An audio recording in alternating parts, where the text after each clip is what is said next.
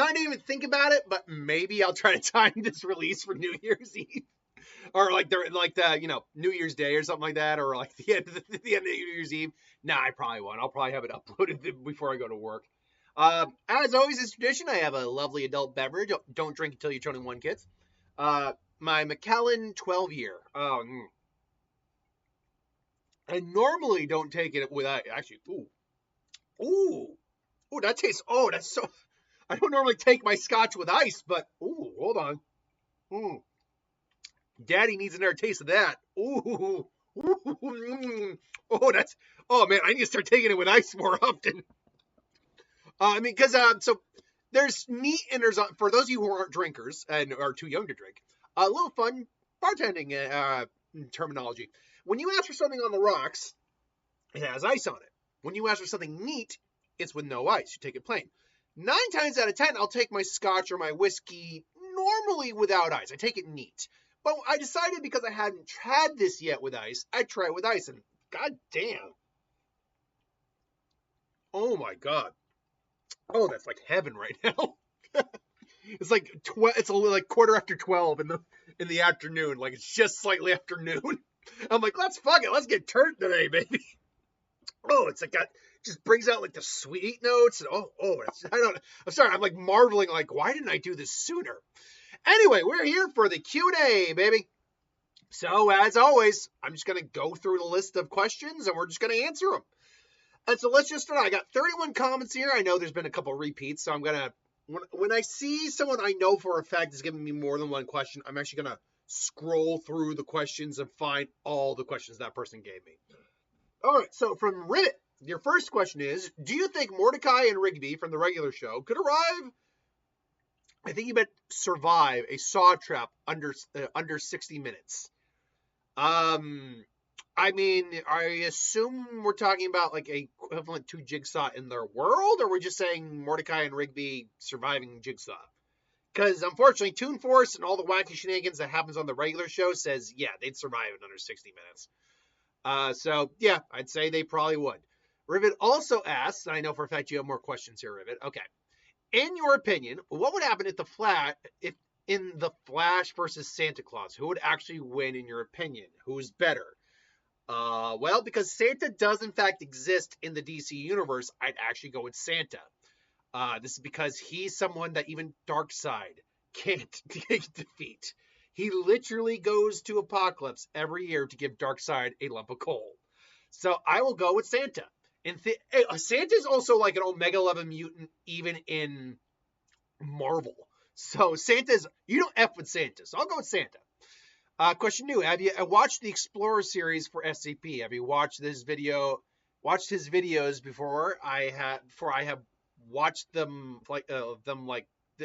you've watched them for years is what you're saying. Grammar guys, I know for at least a couple of you, it's maybe like English isn't the first language. I get that, and I'm not trying to judge, but grammar check. You can check your grammar amongst people within the comments. I'm just saying. Yes, I have seen the Explorer series before.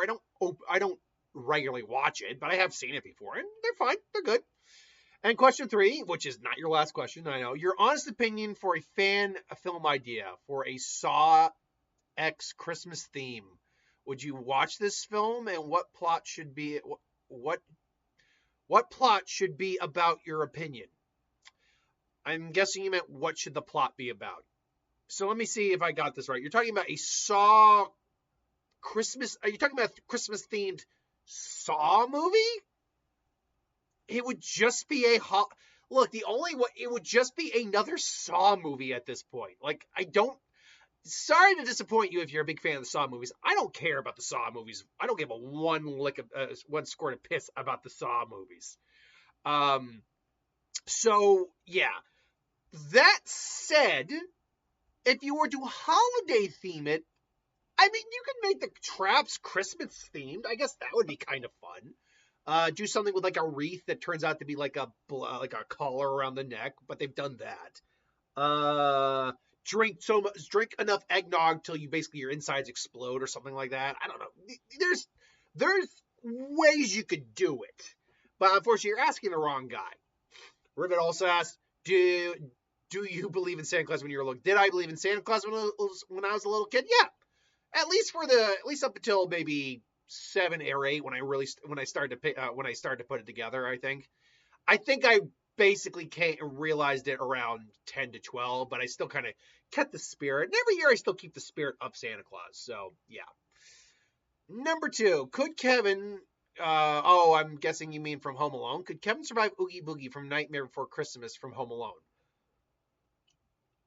Probably. Well, actually, when you actually look at Oogie Boogie in that movie, he really doesn't have much for a way of powers. He's apparently base Oogie Boogie is just an insect, and he gets squished. Now he does come back in like a game later on, but still, his powers. Yeah, because he's a gambling boogeyman, although I don't play fair. I must admit, it's much more fun when lives are on the line. Not yours, of course, not mine, of course, but yours, dear boy. Now that would be just fine. I love Nightmare Before Christmas. Come on. But that said, apart from that, like giant vacuum, like sucking things in, he actually doesn't display any powers. So physically speaking, he can still be hurt. The only thing he might be able to do is if he sees Kevin just start to just suck him in and theoretically eat him, or just keep him in his bag full of bugs. But yeah, I guess Kevin could survive Oogie Boogie. I'm not saying he would, but he could. Okay, so there you go. Question number 3: have you heard about the theory about Kev theory? Guy, okay, that's not grammar. That's a spelling check right there, guy. Come on. Have you heard about the theory? Again, maybe you're doing it on your phone, autocorrect or something like that, but have I heard about the theory that Kevin is Jigsaw? I think I have once. The problem with the theory is that unless he just legally changed his name to John Kramer, that can't be Kevin. So, yeah. Okay, question 4. What's your favorite Christmas special or movie? Okay, so I actually did a list years ago about my favorite Christmas special or movie. Now, that being said, things have changed.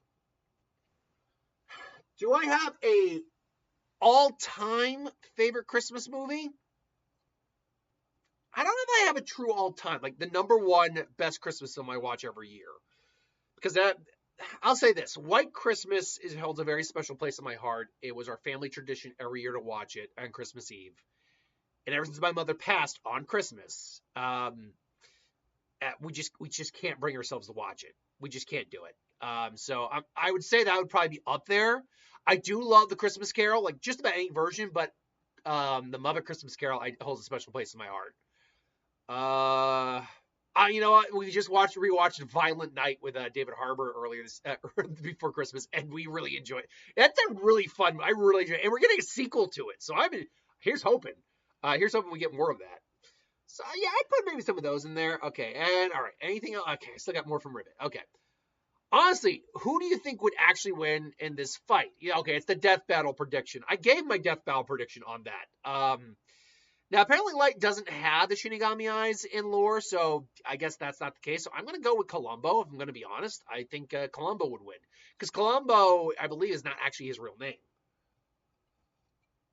Or at the very minimum, he doesn't give out his full information. So I'd probably go with Columbo in this. And we still don't know how that. We know that won something. Like they did their return polling thing to figure out what was it, the Kickstarter, to show us like the fights we were going to get. But when they never actually explained, we knew it was going to be something different than just the standard death battle, but they never actually explained what it was or what it was going to be. Second one, and by the way, I wrote all these down in the verses, so yeah. Save for the Columbus versus Light Yagami thing. Gregory House versus Walter White. Okay, so both these guys can throw hands. I guess the question is, can Gregory House figure out who Walter White actually is? Is he Heisenberg? And yeah, House is smart enough to figure that out.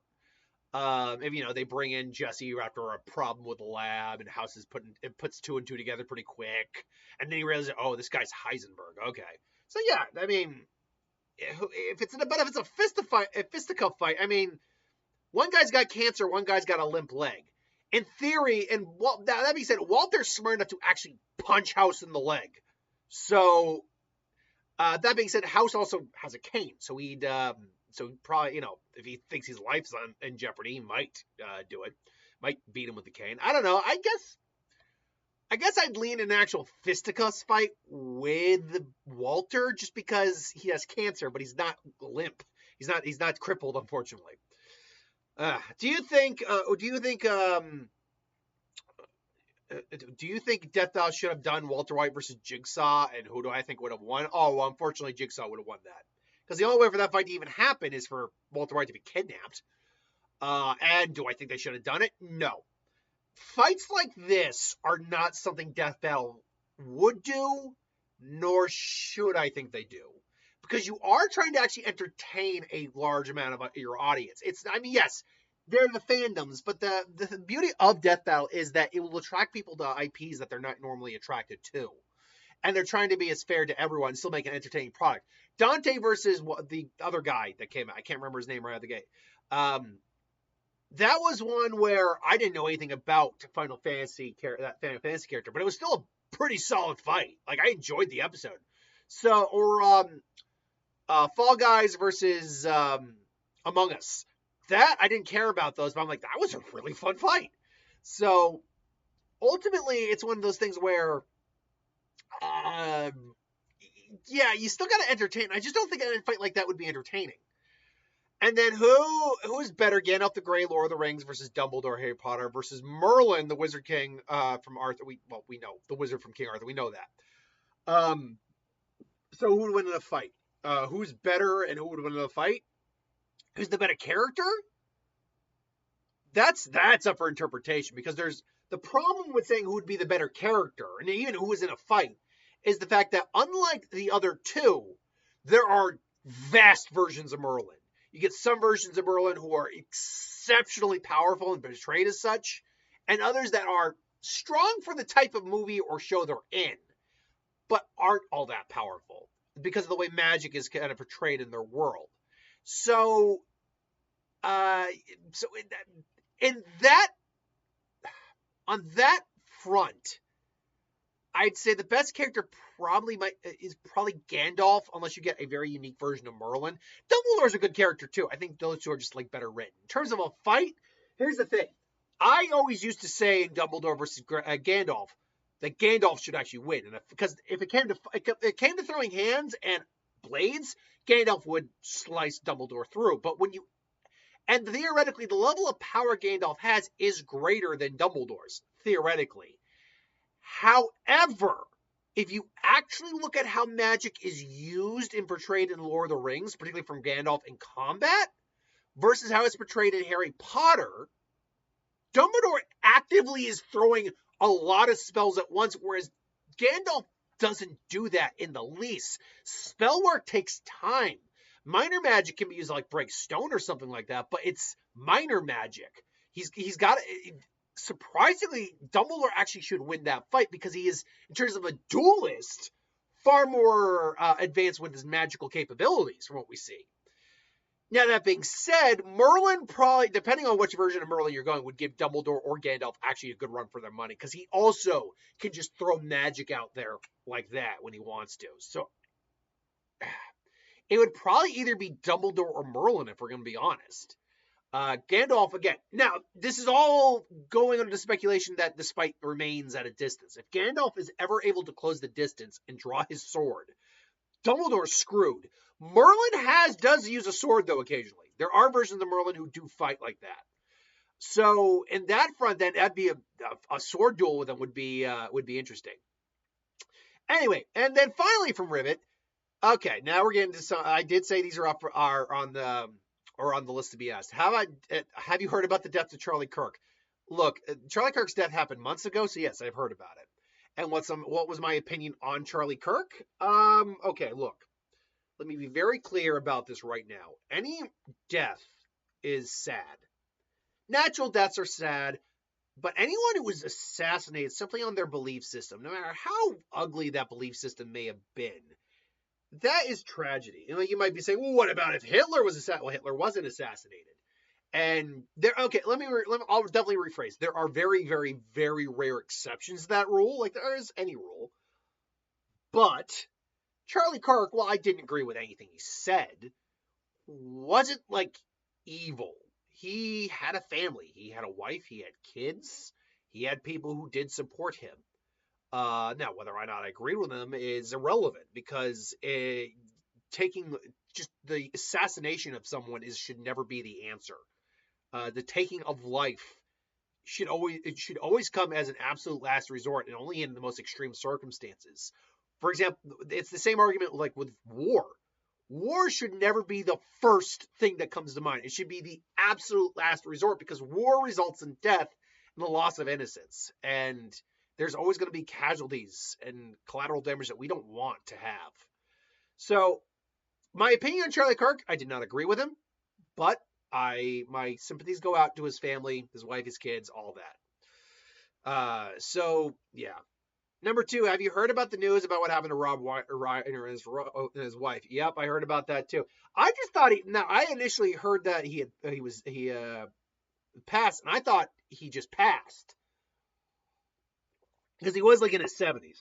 But no, the fact that he was murdered by his own son, that's a level of tragedy. I'm not, and by the way, I'm not comparing the two in terms of, I'm just saying that is a level effed up that is just wrong on so many levels. And if seeing as we're talking about politics real quick, Donald Trump's fucking response to that may have been one of the most lowbrow fucking things ever done in his presidency. And that is a big bar to cross. That is a low bar already. So the fact is one of the most tasteless, lowbrow things he's ever done. And that's saying something. But yeah, look, whether it's an insanity plea this guy gets or he really is just a monster. I mean, again, he killed his mom and dad. Well, actually, I don't know if that was his mother, but he killed his dad and his wife over beliefs. Now, again, from what I understand, though, his son did have issues, or does have issues. And so, look, if they don't throw the book at him and like give him like the death penalty, I do actually hope he gets help so he can understand the ramifications of his actions and feel the worst he could ever feel for it. That's the thing. I don't like the death penalty very much. Unless it's for someone who's completely irredeemable or remorseless. I'm not necessarily against it, but, and now we're going on a different topic, but it's related. But I would prefer people live out their days and just sit with it. And just realize that their lives are over and this is your life now. And if they want to take their own life at the end, then that's their choice. But I don't think we give them an out. That's the thing. A death penalty for people who need to basically face justice is sometimes the easy way out. That's why there are a lot of people who just say, all right, kill me. Go on, do it. Woohoo. That's why there are some people who do that. All right. And finally, on a lighter note, what's my favorite Rob Reiner film? And man, the amount of films under this guy's repertoire, under his catalog, he has made some of the all-time greats. But I mean, for me, it's got to kind of come back to The Princess Bride. That is just an all-time classic film. So, yeah, I would probably say The Princess Bride is my favorite Rob Reiner movie. Anyway, thank you for all the questions, Rivet. I'm sure we'll talk to you again next Q&A. Joshua Merriweather asks, 1 of 15. Hello, Clockwork Highlander. Happy New Year's to you and your family. Why, happy New Year's to you as well, Joshua. Number 1. Did you happen to see new video games revealed at the Game Awards? If so, any thoughts? Sadly, no, because I don't follow the Game Awards. So I didn't. So that's my thoughts. 2, what are the 2 animated franchises with too many movies in your opinions? Okay, so animated franchises that have too many movies in their... Okay, Ice Age is 1. Definitely Ice Age. I can't say Toy Story. All the Toy Story movies are pretty good. Some of them are fantastic. Some of them are best films of all time. So, but definitely Ice Age. The problem is after that, you're not getting... when you actually stop and think about animated franchises, there aren't a lot of films that have a huge amount of sequels to them. So yeah, I'll stick. Right now, I'll stick with Ice Age. Detailed thoughts on the superhero game Dispatch. I have not played it, but I've seen plenty of clips. It's one of those, click and choose the scenario that's going to happen game. I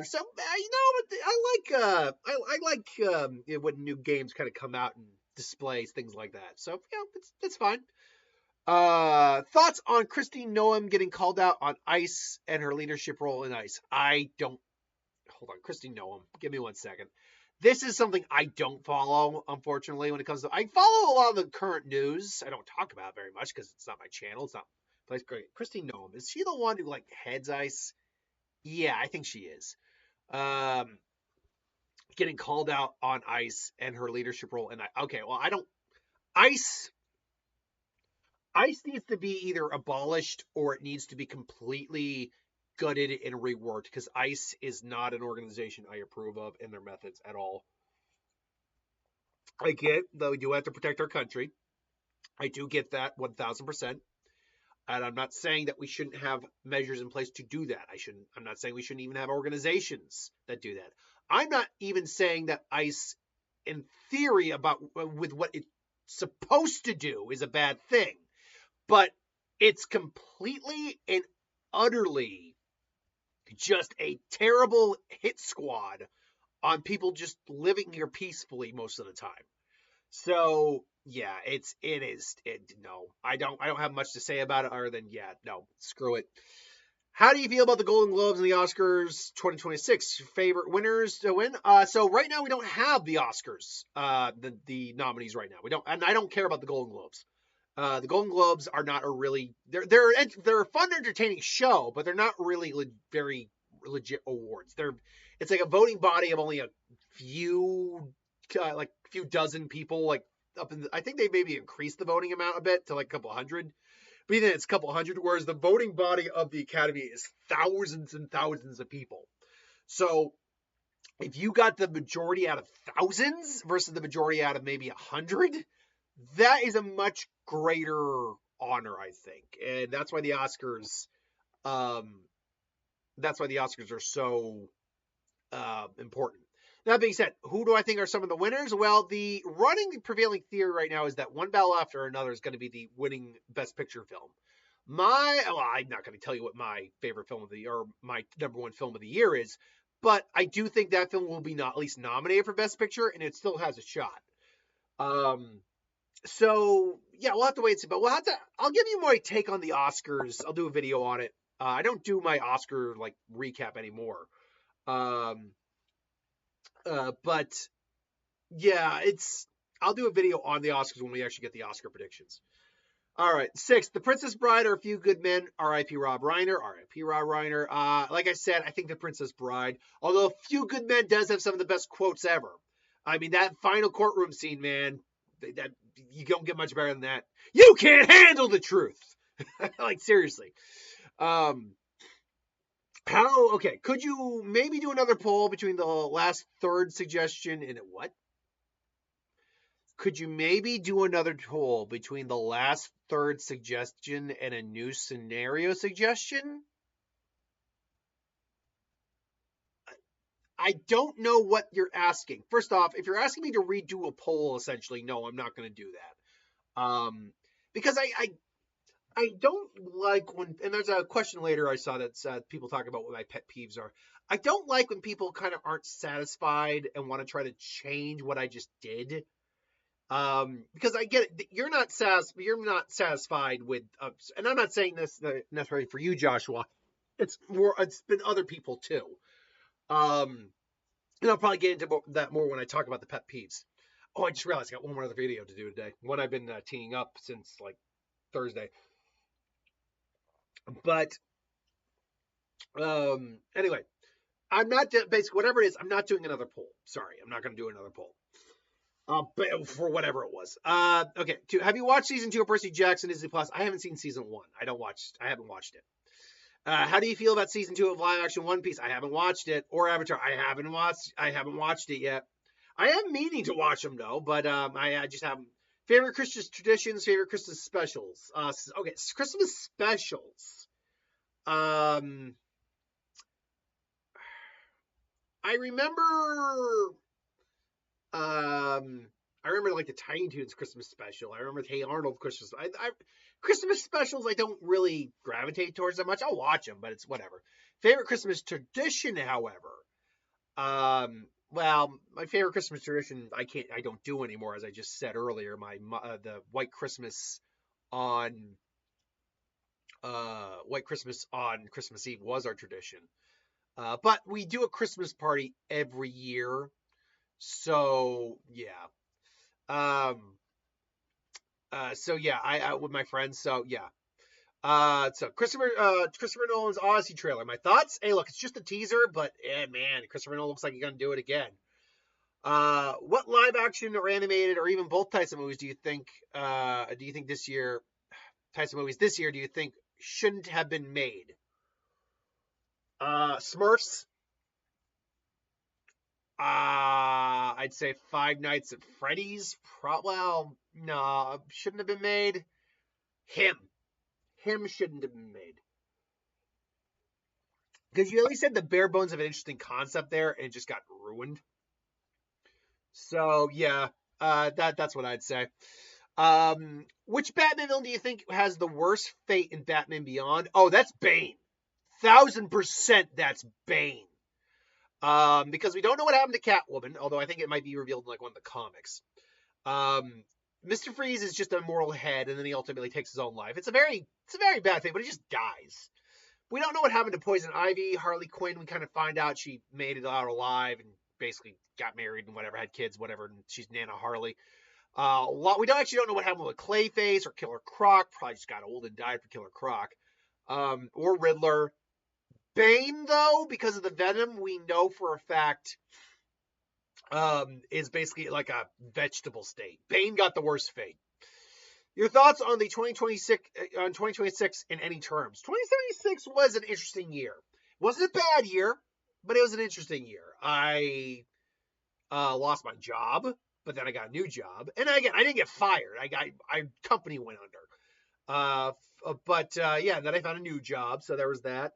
I helped a friend of mine moved, and we missed her very much.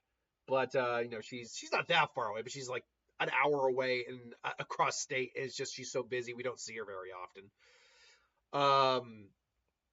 But I had $1,000 on the scratch tickets. That was something. We had some good movies. So 2076 was not a bad year, all things considered. Not at least for me anyway. But in terms of the overall year for everyone else, we have freaking Gaza, and we have freaking still Ukraine is going on. We have Trump being an idiot. We have school. We still got shootings most days. It's just. I believe in the good in humanity. I do, because what's the point of just being nihilistic about the negatives of humanity otherwise? I do believe that eventually, in some way, we will see a turnaround. I do, as a society, as a culture, as a group of people. I'm not saying it'll be next year or even in 10 years, but I do think somewhere down the line we're going to figure ourselves out and fix things. Have you ever been to a concert or play in 2025? Are you planning to in 2026? No and no. Thanks for the questions, Joshua. All right, from Dennis Servin, you ask, I think you had more than one question as well, or it's just those. By the way, guys, and especially like Rivet, who I know, and Diego, you can literally put all these questions in one question. You don't have to make multiple questions, because then I got to search, and Chris Dash as well, because then I got to search through so many of these things to find all you guys. Anyway, Dennis Servin, yo, Clockwork Highlander. I hope you had an amazing Christmas. We had actually a very good Christmas this year. It was a good year. And a good year in general, thanks. I missed the last Q&A because of work, but I'll make it up for here. Oh, that sucks. My questions. How would you rank the evolutions? Espeon, Jolteon, Flareon, etc. in regards to whom you like the most. Okay. In terms of who I like the least, I've actually never liked Jolteon that much. It's just, there's something about Jolteon that does not gel with me. Then if I had to go beyond that, I would say I probably don't like Vaporeon. I'm not actually not a huge fan of the original evolutions that much. I would say though, Sylveon probably comes in. Actually, you know what? I'd probably put Sylveon below. And by the way, I'm judging it based on aesthetics, not combat. I've never used evolutions on my teams. But I'm gonna backtrack. I'm gonna say Jolteon, Sylveon, because I do not like Sylveon's design very much. Then Vaporeon. Then I see, now this is where it gets a little tricky. I'd probably go Glaceon after that. Then Flareon. And now we're taking a big jump because we still got Espeon, we got Umbreon, and we got Leafeon. I would probably go, if we're talking about design, I'd probably go Leafeon. No, you know what? I'd go Espeon. Espeon's got a great design, but I actually don't like that forked tail very much. But then I go that. Then I go Leafeon. Then I probably go Umbreon. I do think Umbreon's my favorite of the evolutions, but that can always change. 2, from the original cast of Digimon Season 1, who do you like the most, and where would you place them on the list of your favorite to least favorite? Well, wait, what? Who do you like the most, and where would you place them on the other, place the others on the lists? Okay, so the original Digidestin were Ty, Matt, Joe, Izzy, Mimi, Sora, TK, and then technically it's Kari after that. I think I got all of them. I love Agumon, so Ty was always number 1. Matt bugged me at points, particularly in that final season where he's like, I can't do that, Ty. And it's like, what? Stop the fighting! Seriously, call him off! It's like, oh, what if we were wrong? I get he was kind of being manipulated, but no, it's like, this is kind of who Matt is. Matt is actually kind of an asshole. And rewatching it. So I do like Matt, but I actually think I'd put Izzy at number 2. I always liked Izzy a lot. Then I'd probably put Matt. Then I'd probably put TK. Then I'd put Joe. Then I'd put Sora, and then I put Mimi. Sorry, wait, I forgot Kari. I put Kari over Joe, but just after TK. Then I put Joe. Then I put Sora, and then I put Mimi. I do not like Mimi's character at all. Like, don't get me wrong.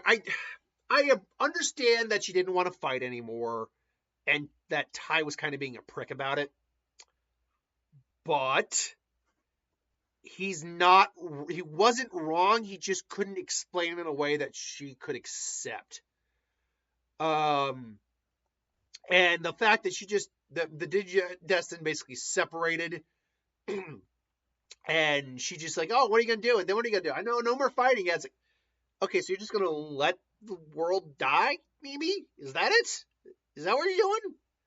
Like, I get not wanting to fight, but again, I love the original Digimon. I do, but man, there are problems with that show. Not even the show, with the characters. All right, top 5 favorite quirks of My Hero Academia. Okay, I don't know if I can rank them, but that said, Fajin, in no particular order. Fajin, I actually always liked Fajin a lot. I really kind of dig on that quirk. Also, Gearship's a really cool quirk as well. New World Order, though, is really freaking cool. After that, though, I don't know if I've got any... I don't know if there's any quirks I really, really liked. Like in Class 1A, there aren't a lot of quirks that I loved. I mean, I like some quirks, but I don't know if I put them in like my top 5 or anything like that. I don't think Decay's all that good.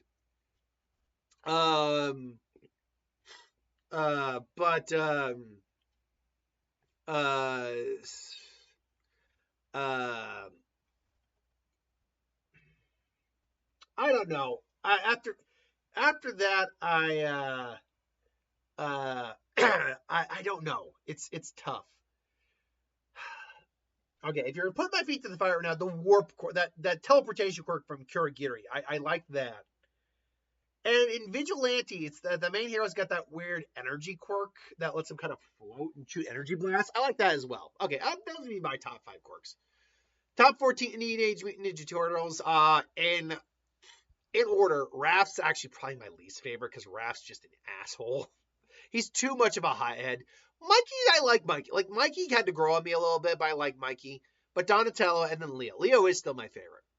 Your thoughts on One Punch Man Season 3? If you watched it, I have not. So there's your thoughts. If you had to change 2 things about My Hero, what would you change? 1, bring Deku's dad into the play. This got brought up a little earlier in my What If Deku was saying. Bring his dad in. It was hinted at, but it was never done. So you got to bring his dad in. Now, I'm trying to think here. All Might, should he have died? No, I like the fact All Might didn't die. But if there's a second thing, is there a second thing that I would have changed in My Hero? Honestly, look, I'm not saying it's a shonen manga. It's not supposed to be a romance manga. It's not supposed to pair people off or anything like that normally. But in Bleach and in Naruto, you did have that. Like ew, I got. My hair's just looking weird. So you did get that. So,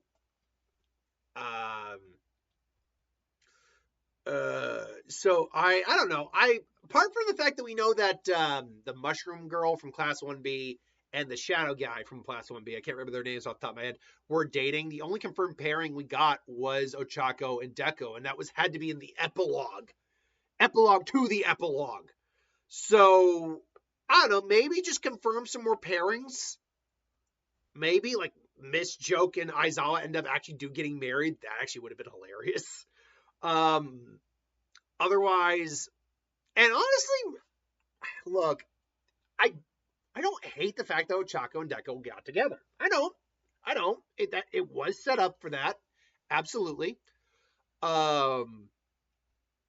It's a payoff, but I'm just going to be honest. I think I would have preferred Deku with someone else. I'm not now. It would still would have had to have been someone that it could have been set up for.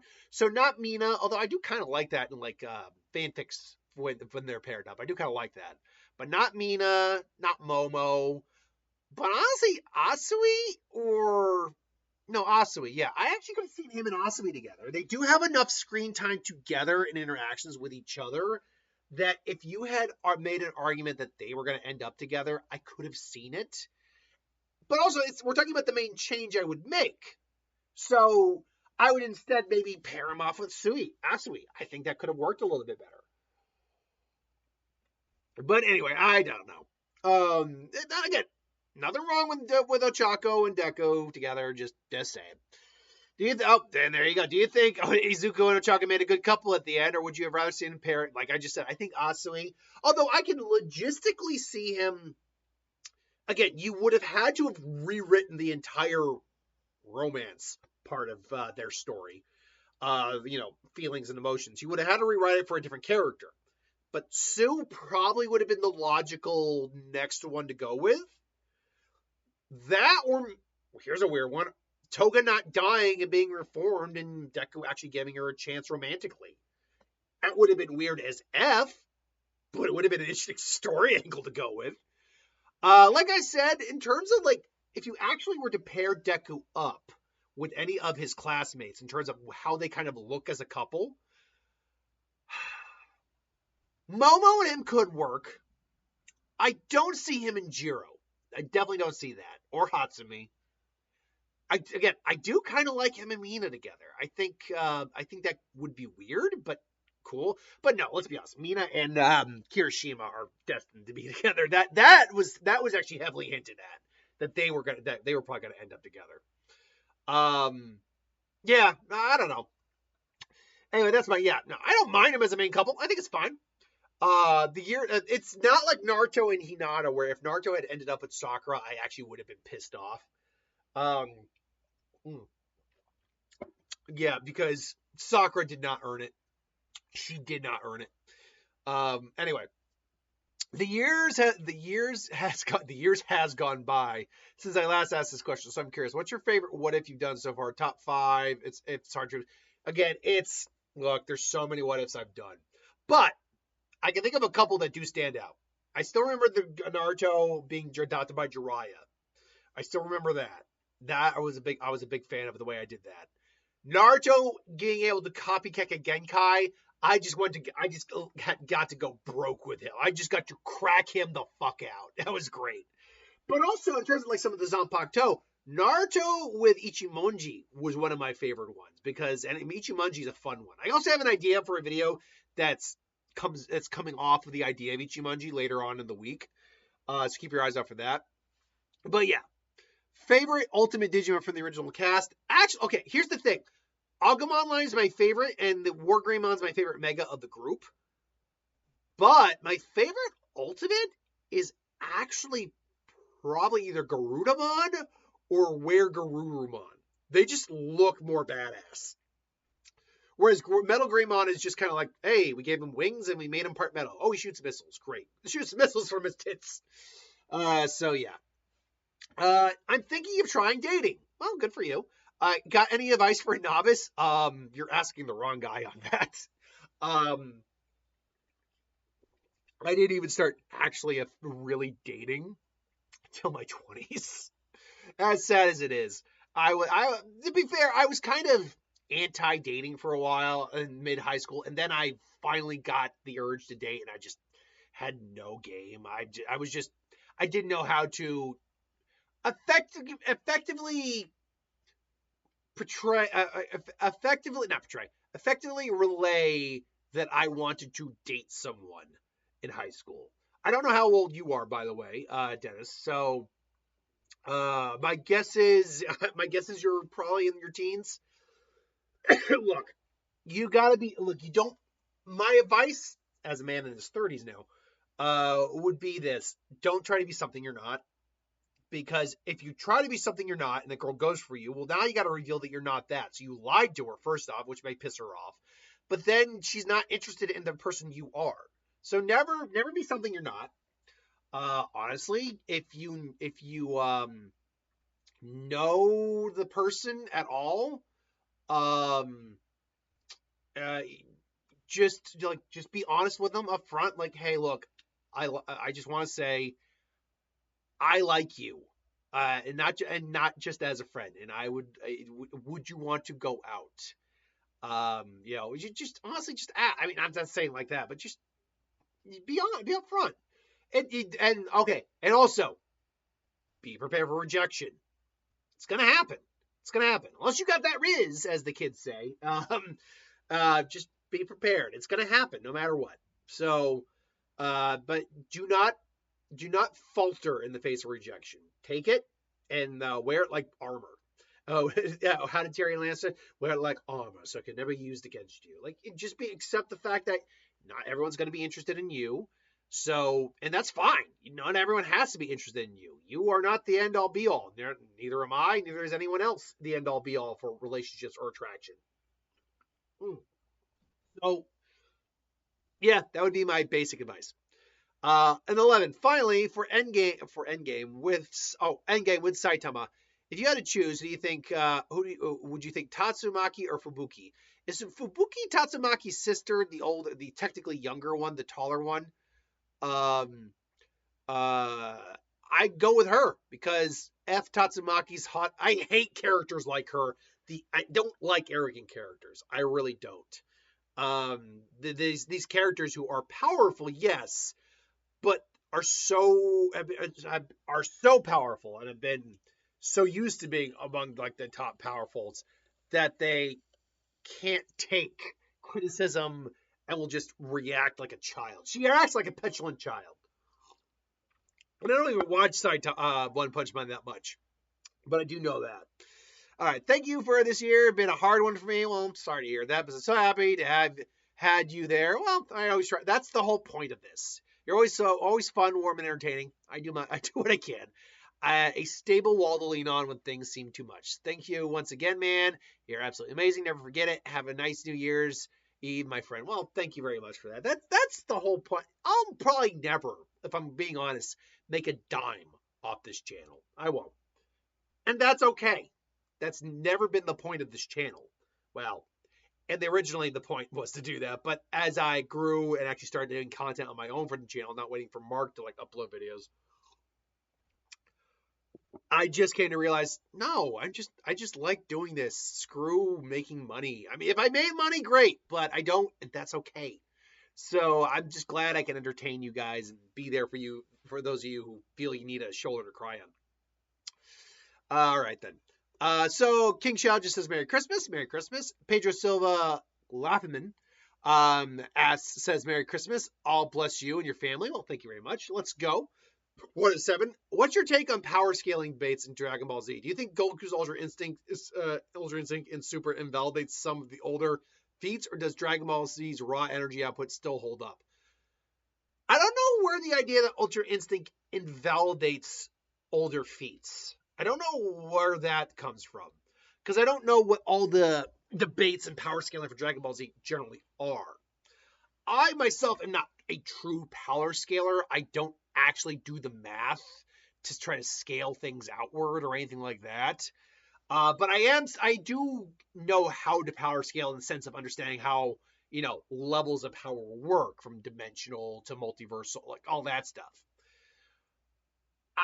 Do I think Dragon Ball Z's raw energy still holds up? Yeah, no, I still think it holds up, because Ultra Instinct, let's be clear, while it's not technically a transformation, it is treated as a transformation. There is, for whatever reason, there is a power increase. So it is, in whatever way, a transformation. It's just a very odd, unique transformation within Dragon Ball Z. Who do you think is the most underrated Dragon Ball Z character, and why? Underrated? Yajirobe. We forget Yajirobe's technically the one that defeated Vegeta, because he cut off his tail.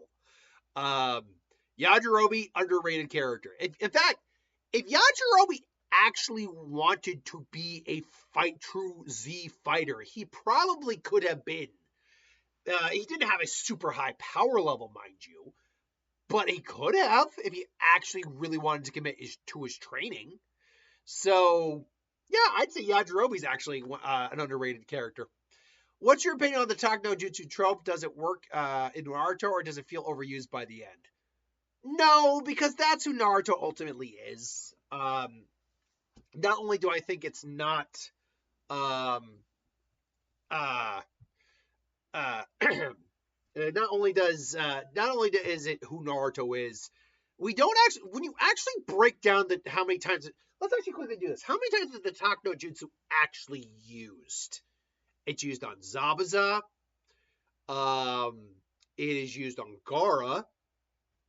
It's used on Neji. It's used on Tsunade. And we're talking about used effectively, by the way. It's used on Sasuke, but doesn't work. Okay, and so then we go to Shippuden. Tak no Jutsu actually doesn't do much in Shippuden for a good... Think about this for Sai. It's used on Sai. Nothing in the Kakuzu-Hizan arc at all. It's not used at all in the Sasuke retrieval arc. It's used on Pain. It's used and failed to be used. It failed on the Raikage. So, if we're talking about use, I guess, then sure. But it failed. He has to Tak no Jutsu himself, which is hilarious. But yeah, he has to talk. He also, obviously, we got to include Kurama, too. But I mean, really, is it that Tak no Jutsu, really? Or is that just Naruto show? I can't count Kurama in the Tak no Jutsu. I actually don't think you can, because when you actually break down how Kurama ended up trusting him, it wasn't about the Tak no Jutsu. It wasn't. It was about him showing Kurama who he was, not saying anything about it. Like just saying one day, just saying one day I hope to get rid of you of all your hate too. Like smiling at him and doing that. That's not a talk no jutsu. That's just him saying, yeah, I hope to do this to you one day. So yeah, I can't include that. I mean, in the war, he didn't really talk no jutsu anyone save for himself. None of the Edos he really talked no jutsu, really. In fact, yeah, I don't think he talked no jutsu to any Edo Tenseis now that I think about it.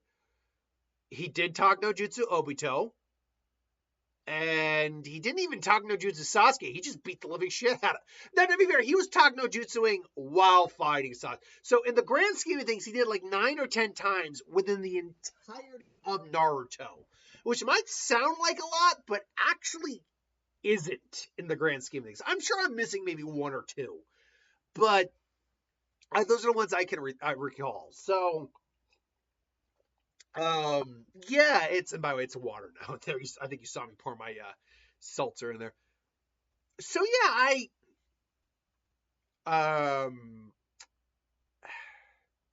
guess.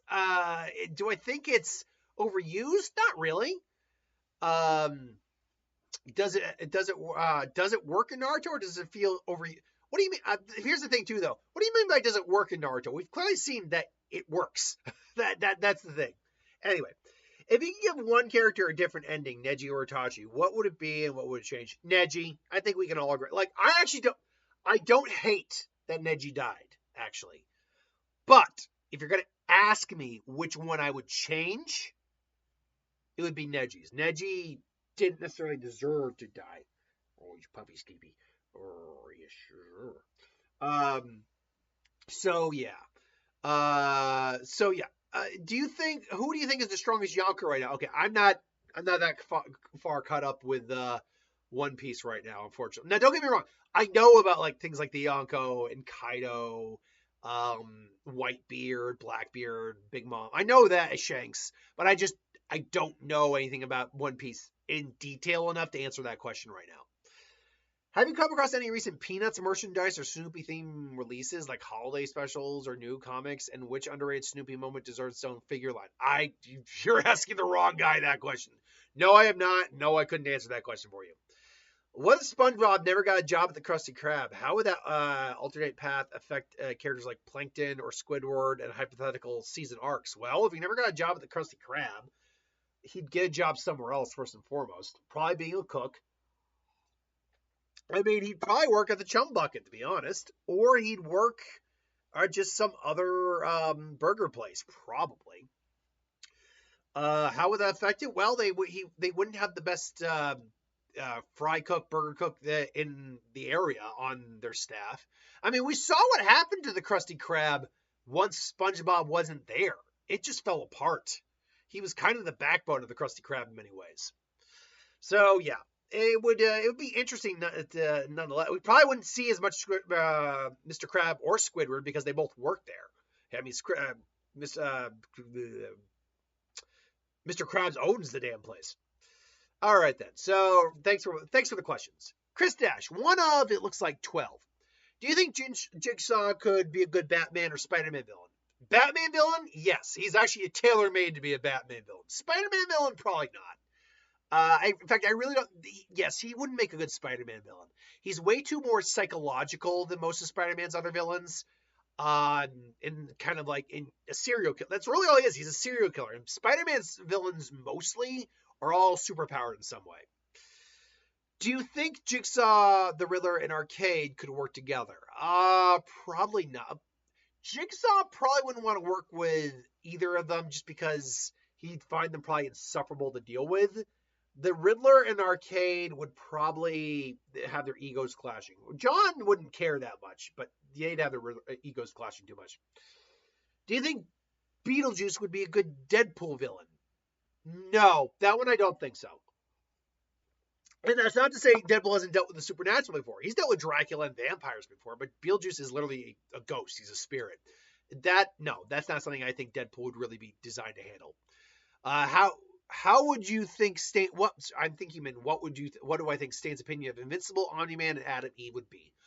Omni-Man, when he finds out, when he learns the truth of Omni-Man, he'd probably want him dead. He probably would respect, but he'd probably respect Invincible and Adam Eve, honestly.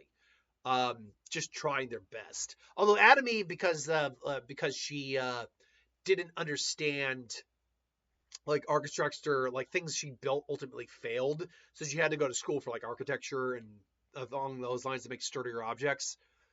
But I think ultimately he probably would certainly respect Mark, no doubt.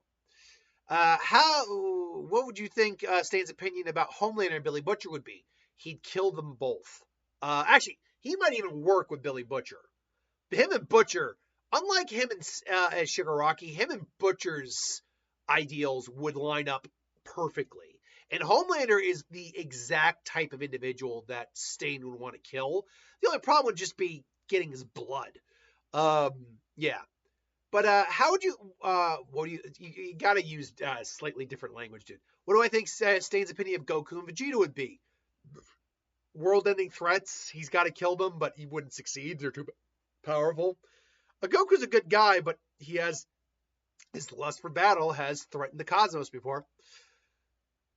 What do you think Beetlejuice's opinion about Scarecrow and Mysterio would be? I think he'd just make fun of them. He'd literally try to turn Scarecrow into a scarecrow and Mysterio into a fishbowl. He can do that. The Fantastic Four, what about the Fantastic Four's opinion about the Teenage Mutant Ninja Turtles?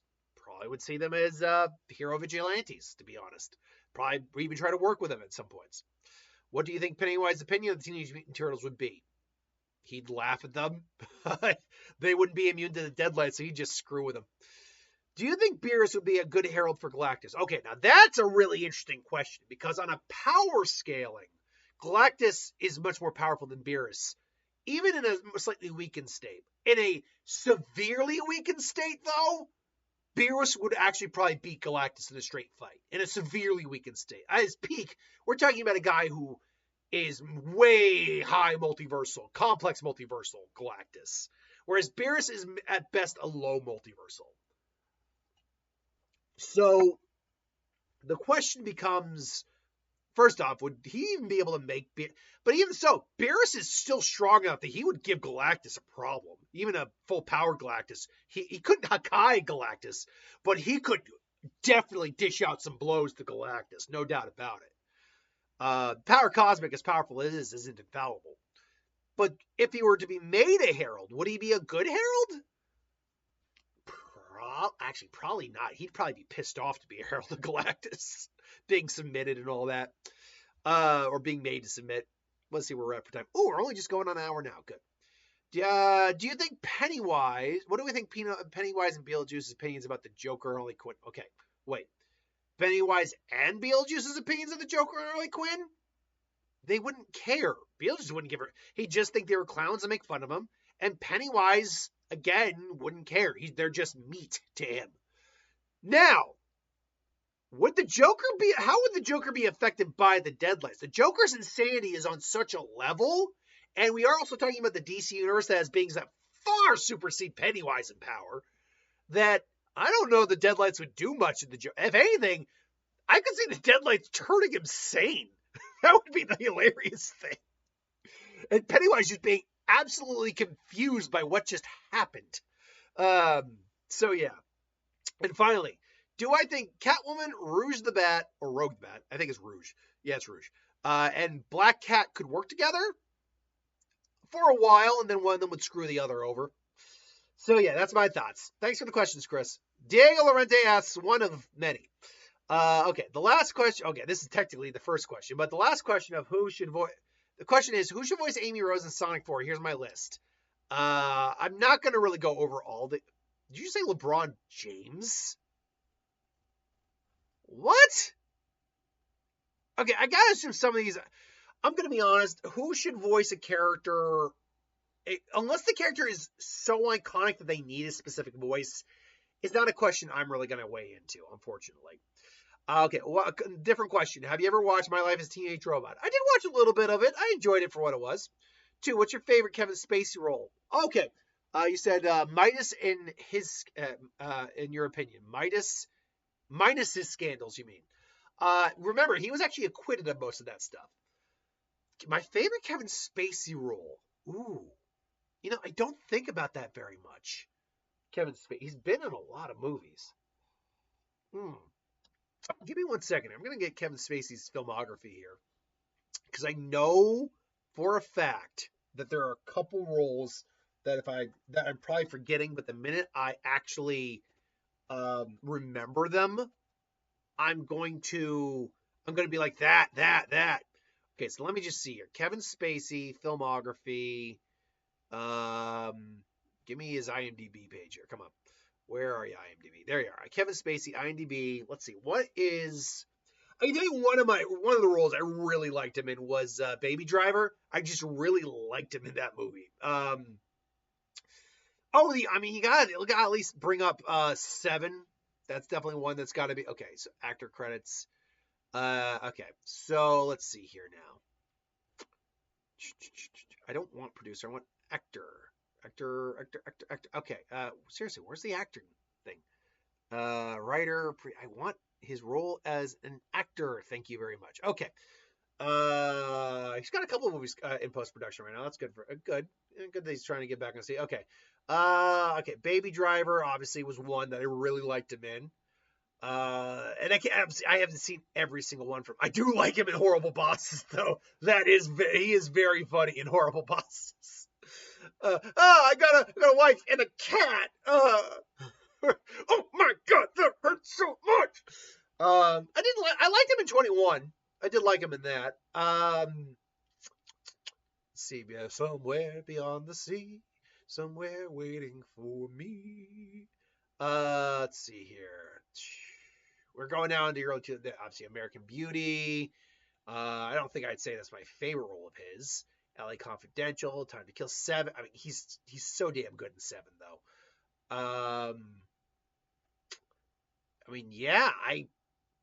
I would probably say it's either his role in Baby Driver or his role in 7 or Usual Suspects, to be fair. Okay. Another question for you. Who actually went the Leprechaun? Okay. Who would actually win, Leprechaun versus Slappy Diamond from the Goosebumps movies? Who actually wins despite there's a question? What? When despite there's like a question you need to ask you never do this as an official. Who? One moment. Diego? If I'm not mistaken, I have in fact done this versus before. Have I not? Or am I mixing that up? 1 second. Slappy Dummy. I'm looking up right now. I swear to God, I have either done this. I know I did Slappy versus Chucky recently-ish. Okay, Slappy. Have I not done Slappy Dummy versus the Leprechaun? Huh. I have not done Slappy Dummy versus the Leprechaun. You need to ask, you never do this as an official. Okay, first of all, I don't. Diego, I love you, my brother. You've been watching for a while. Those comments piss me off. Those comments piss me off. Because that's assuming you make a suggestion and I'm just never going to get to it. I have thousands of suggestions I have in my book that just keep getting added to. It's not that I would never get to it. It's simply the fact that I have so many other questions to get to that it takes forever to get to a suggestion from someone. And I'm not going to play favorites because then no one would ever get a suggestion besides people who, if I had a Patreon who just pay for their suggestions. So I know you're not meaning to be selfish on that, but that comes off a little selfish, if I'm going to be honest. But you're right, I actually haven't done this. So if you want my brief answer on it, which is what I do with just the Who Wins, I give a brief answer. Next, say the Leprechaun. He has more powers than Slappy does. Okay. You also asked, what's your favorite Cartoon Network show growing up? That's a tough one. That's a real tough one. Cartoon Network show. Ben 10, I'll give you like 3. Ben 10, Dexter's Lab, Samurai Jack. In fact, you know what? Samurai Jack. Right, there's your answer. All right, then. R1, which character could survive Resident Evil, The Last of Us, or World War Z? Okay, so I'll just go over the characters real quick. Dexter could survive probably all of them because he's got a lab, tech, all that. Johnny Bravo probably gets screwed in all those scenarios. Gumball Larson has got so much Toon Force, he's fine. Same with Finn and Jake. Although Finn is still human, so maybe not. Okay, so Finn maybe could survive. He maybe survives World War Z because he is a warrior. Or actually, he probably survives Last of Us. World War Z, if he gets bit, he's infected and screwed. T-Virus, that's literally a virus. Mordecai Ribby, again, Toon Force, they're fine. IR Pavloon and I Am Weasel, they're probably screwed. Cow and Chicken, probably screwed. Gumball, we already talked about Gumball. What? Probably screwed. Codename Kids Next Door, the 5 core members, they're screwed. Courage, he'd probably survive. Mac and Blue, probably screwed. Billy and Mandy, they got Grimm, so they're going to be okay. Mordecai and Rigby, we already talked about Mordecai and Rigby. Ed and Eddie, they're screwed. Jack Skellington, he's dead already, so he's fine. Wander and Sylvia, I don't know Wander over yonder, so I can't answer that. SpongeBob's fine. Timmy Turner's got Cosmo and Wando. He can just wish this shit out of the universe. Danny Phantom can just phase. He's fine. Zim, Alien, he's fine. Super Tech. Homer screwed. Peter screwed. Question 2, what's your favorite Starbucks drink? I don't like Starbucks. There you go. Would you like to be friends with Mordecai and Rigby from the regular show? Honestly, from what I've watched, kind of no. They're kind of very layabout and kind of self-centered and a little bit too immature for my taste. Have you watched the TV show Yellow Jackets? No, I have not. The other question, honestly, who actually All right, let me try this thing. I'll read it verbatim. Okay, honestly, who actually, number 1, would you rather, who would actually win in this fight? Okay, who would win is what you're asking. The Punisher from the MCU versus Dexter Morgan. Okay, is this a fight? Because if it's a fight, Dexter's effed. He's not a fighter. He's a serial killer. If he manages to catch Frank, Frank is effed. Because Frank has been caught on multiple occasions. Frank can take torture and beating, but Dexter is going to literally put a knife through his heart and kill him. So, if Dexter manages to catch him, Frank is screwed. But that's the only circumstance where Frank is screwed. Otherwise, Frank would make mincemeat of this guy. How would the fight play out? Dexter get Punisher on his table or no? That's the real question. The problem is Frank's not an idiot. He's not like a genius or anything, but he could probably figure out Dexter before Dexter figures him out. And honestly, he would probably just snipe him. So yeah, I'd say Punisher probably gets that. Question 2, do you like Led Zeppelin? Yeah, my favorite Led Zeppelin song is actually When the Levees Break, not Stairway to Heaven. All right then. And Diego Laurentiis asks one more question. Could XJ9 Jenny Wakeman from My Life a Teenage Robot survive a zombie apocalypse situation? Got number 3 situation, number 1 Walking Dead, Left 4 Dead. Okay. Yes, because she's a robot and she's got built-in weaponry. So yeah, she'd survive. She'd be fine. Thanks for the questions, Diego. All right then. JRC asks 1 of 7. Hello, Merry Christmas. Have you played any new games lately? If so, what were they and did you enjoy them? I played Pokemon ZA recently and I'm still playing the DLC. Trying to really get shiny Sparkle Donuts, and they're hard as F to get. You might say, well, all you gotta do is max out the sweetness. Believe me, you gotta get to like over 220 points of sweetness to get a Sparkle Donut. Trust me, done that, doesn't always freaking work, and then I've now wasted a bunch of berries. But yeah, I enjoyed that game immensely. Are there any anime or manga that you would recommend to someone? That all depends on your taste. Assuming that you're not, that you're like, you have similar taste to me. If you have not watched these manga, or watched these anime, or read these manga, Bleach, I'm always going to suggest between the big 3 shonen, but any of them are fine. I even like One Piece at this point now. Black Cat, the manga version, is much better than the anime. Black Cat, definitely. Record of Ragnarok also is a lot of fun. I like Record of Ragnarok. Yu Yu Hakusho, gotta suggest Yu Yu Hakusho, absolutely. Anime, more so than the manga. Rurouni Kenshin, same thing, anime over the manga. Loved Rurouni Kenshin. Those would be something I'd suggest. Do you know of Kaiju, the Kaiju Gamera? Yeah, I know Gamera. Is there any, if so, are there any enemies that you'd like, any of his enemies you'd like to see fight Godzilla? I don't know him well enough to know that. You also, so sorry, I know a couple of his enemies, but none of them are really impressive enough, at least the ones I know, to get in a fight with Godzilla. Plus, Gamera would get his cheeks clapped by Godzilla. Anyway, number 4 on the answer is, have you played ZA? If so, what Pokemon would you like to see get a Mega Evolution that didn't get one? Okay. Flygon deserved an evolution. Everyone said that. Let's get that out of the way right now. Flygon needed an evolution. Didn't get. Really sucks. In fact, I'll give you one from every generation that still hasn't gotten a Mega Evolution. Lapras. I want to see a Mega Lapras. I think that'd be good. Mega. Okay, so Gen 2. There's not a lot in Gen 2. You know what? I think a Mega Wobbuffet would be hilarious. So give me a Mega Wobbuffet. Why not? There we did Flygon. Mega Spiritomb. I think Mega Spiritomb is a missed opportunity. Mega Volcarona. Give me Mega Volcarona. That would have gone hard as hell. Mega Goodra. You're already giving plenty. Or Mega Avalugg. You're already getting plenty of Gen 6 Pokemon that didn't get them initially Mega Evolution. So do that.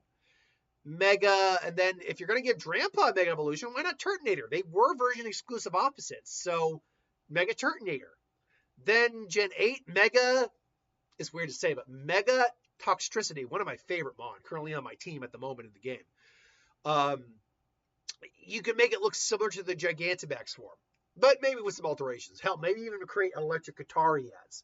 Because that's the thing, he strums his body like he's got a guitar. So, and then finally from Gen 9, that Gen 9, because it's so recent, that's difficult. Trying to think of all the Gen 9 Pokemon and like the ones I used on my team when I did play of my original game. We only got like 3. You got Tatsugiri, you got Baxcalibur, which cool, great. You know what? Mega Goldengo. Mega Goldengo. I think there's something you could do with that. All right. Santa Claus comes to you and asks and says you can visit a fictional world for a week. Where would you go and why? A fictional world for a week. We're assuming I'm not getting any powers or anything like that. I'm just visiting a fictional world, huh? That's actually a really good question. I would probably visit. It's got to be something where I could really enjoy myself is the problem. Again, I don't get powers in this, and I'm only visiting for a week. That's the real clincher here.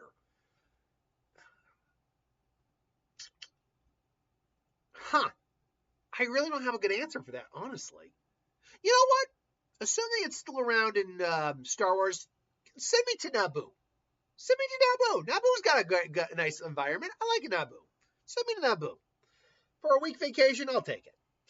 I recently did a video on one thing you would change in Naruto, Bleach, or Dragon Ball. Well, and okay, I actually put this down for the what if. But what would I change in My Hero? We already talked about My Hero multiple times. Avatar: The Last Airbender and Yu Yu Hakusho. Okay, Yu Yu Hakusho, I would not have nerfed the Dragon of the Darkness Flame.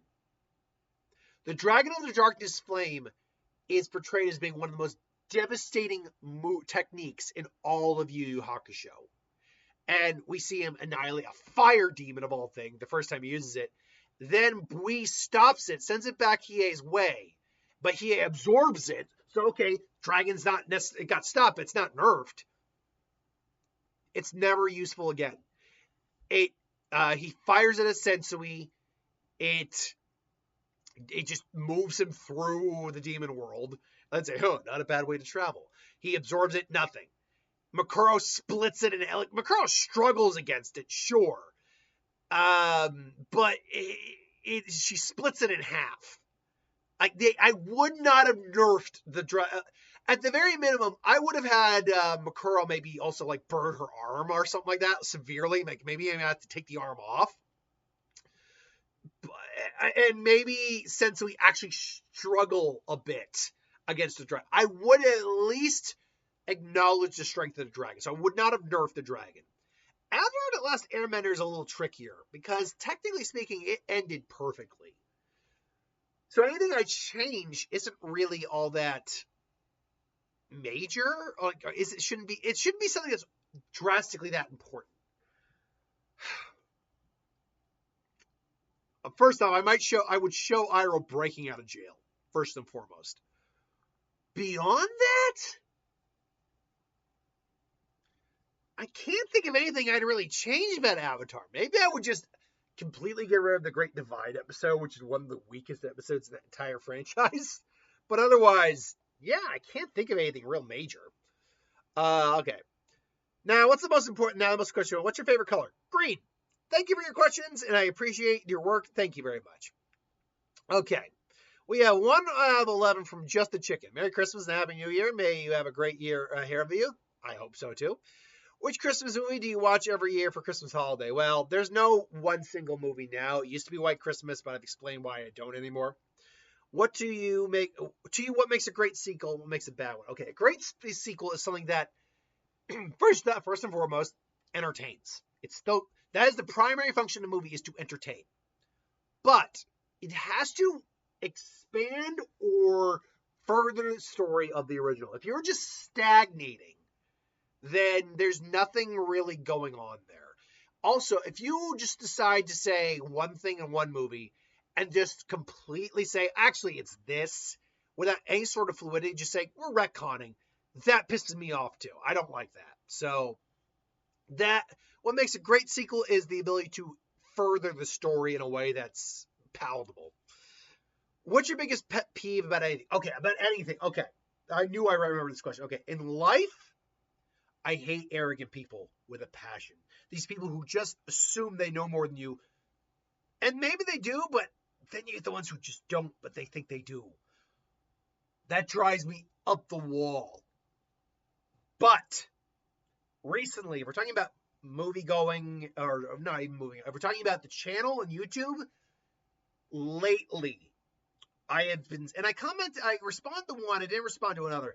I have been seeing comments from people that I'm just like, yeah, do you not understand how this makes you look self-centered and makes it seem like you don't care, you're the more important one over everyone else? I've seen comments like, this is why anime what ifs are dying out, because these ideas suck. Well, then don't fucking watch. You know, your opinion's not the one that matters here. It's everyone's opinion. That's why I do a communal vote. Everyone gives suggestions. I have thousands of suggestions to go through. Some of them are going to be not up to other people's alleys. Then I had another one say, it's like, where are all the good what if suggestions like these? That's what you deem a good what if suggestion. Guess what? And by the way, I'm going to be honest with the person who said that. I didn't take down every one of your suggestions. Deku being an apprentice to Billy Batson? That makes no fucking sense. Like, you're saying being a apprentice to Shazam? Like, what? Like, it's still a kid. In fact, Billy Batson's often depicted as being younger than Deku. Like, that just makes no sense. And then, like, being a apprentice, like, saying where are all the good what ifs, or this, or that. Basically, implying that the ideas you have are better than others. That pisses me off. That one legitimately pisses me off. Because I have tried to cultivate viewership where, you know, we can express our opinions and we can disagree, but we're not jackasses. We're not self-centered pricks. Moments like that really give a vibe of being self-centered, and I don't like it. I do not like it.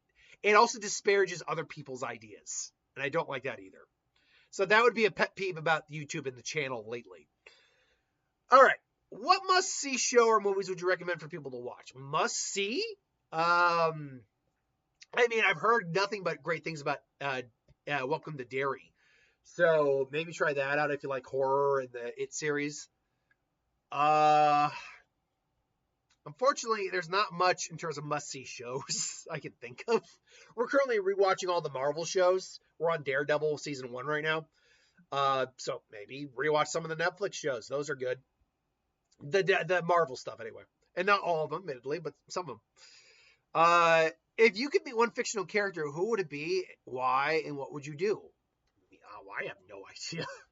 One fictional character? There's so many, and many of them are great characters. Many of them are just good people, cool people, all that. But you know what? Hear me out for a second. Hear me out.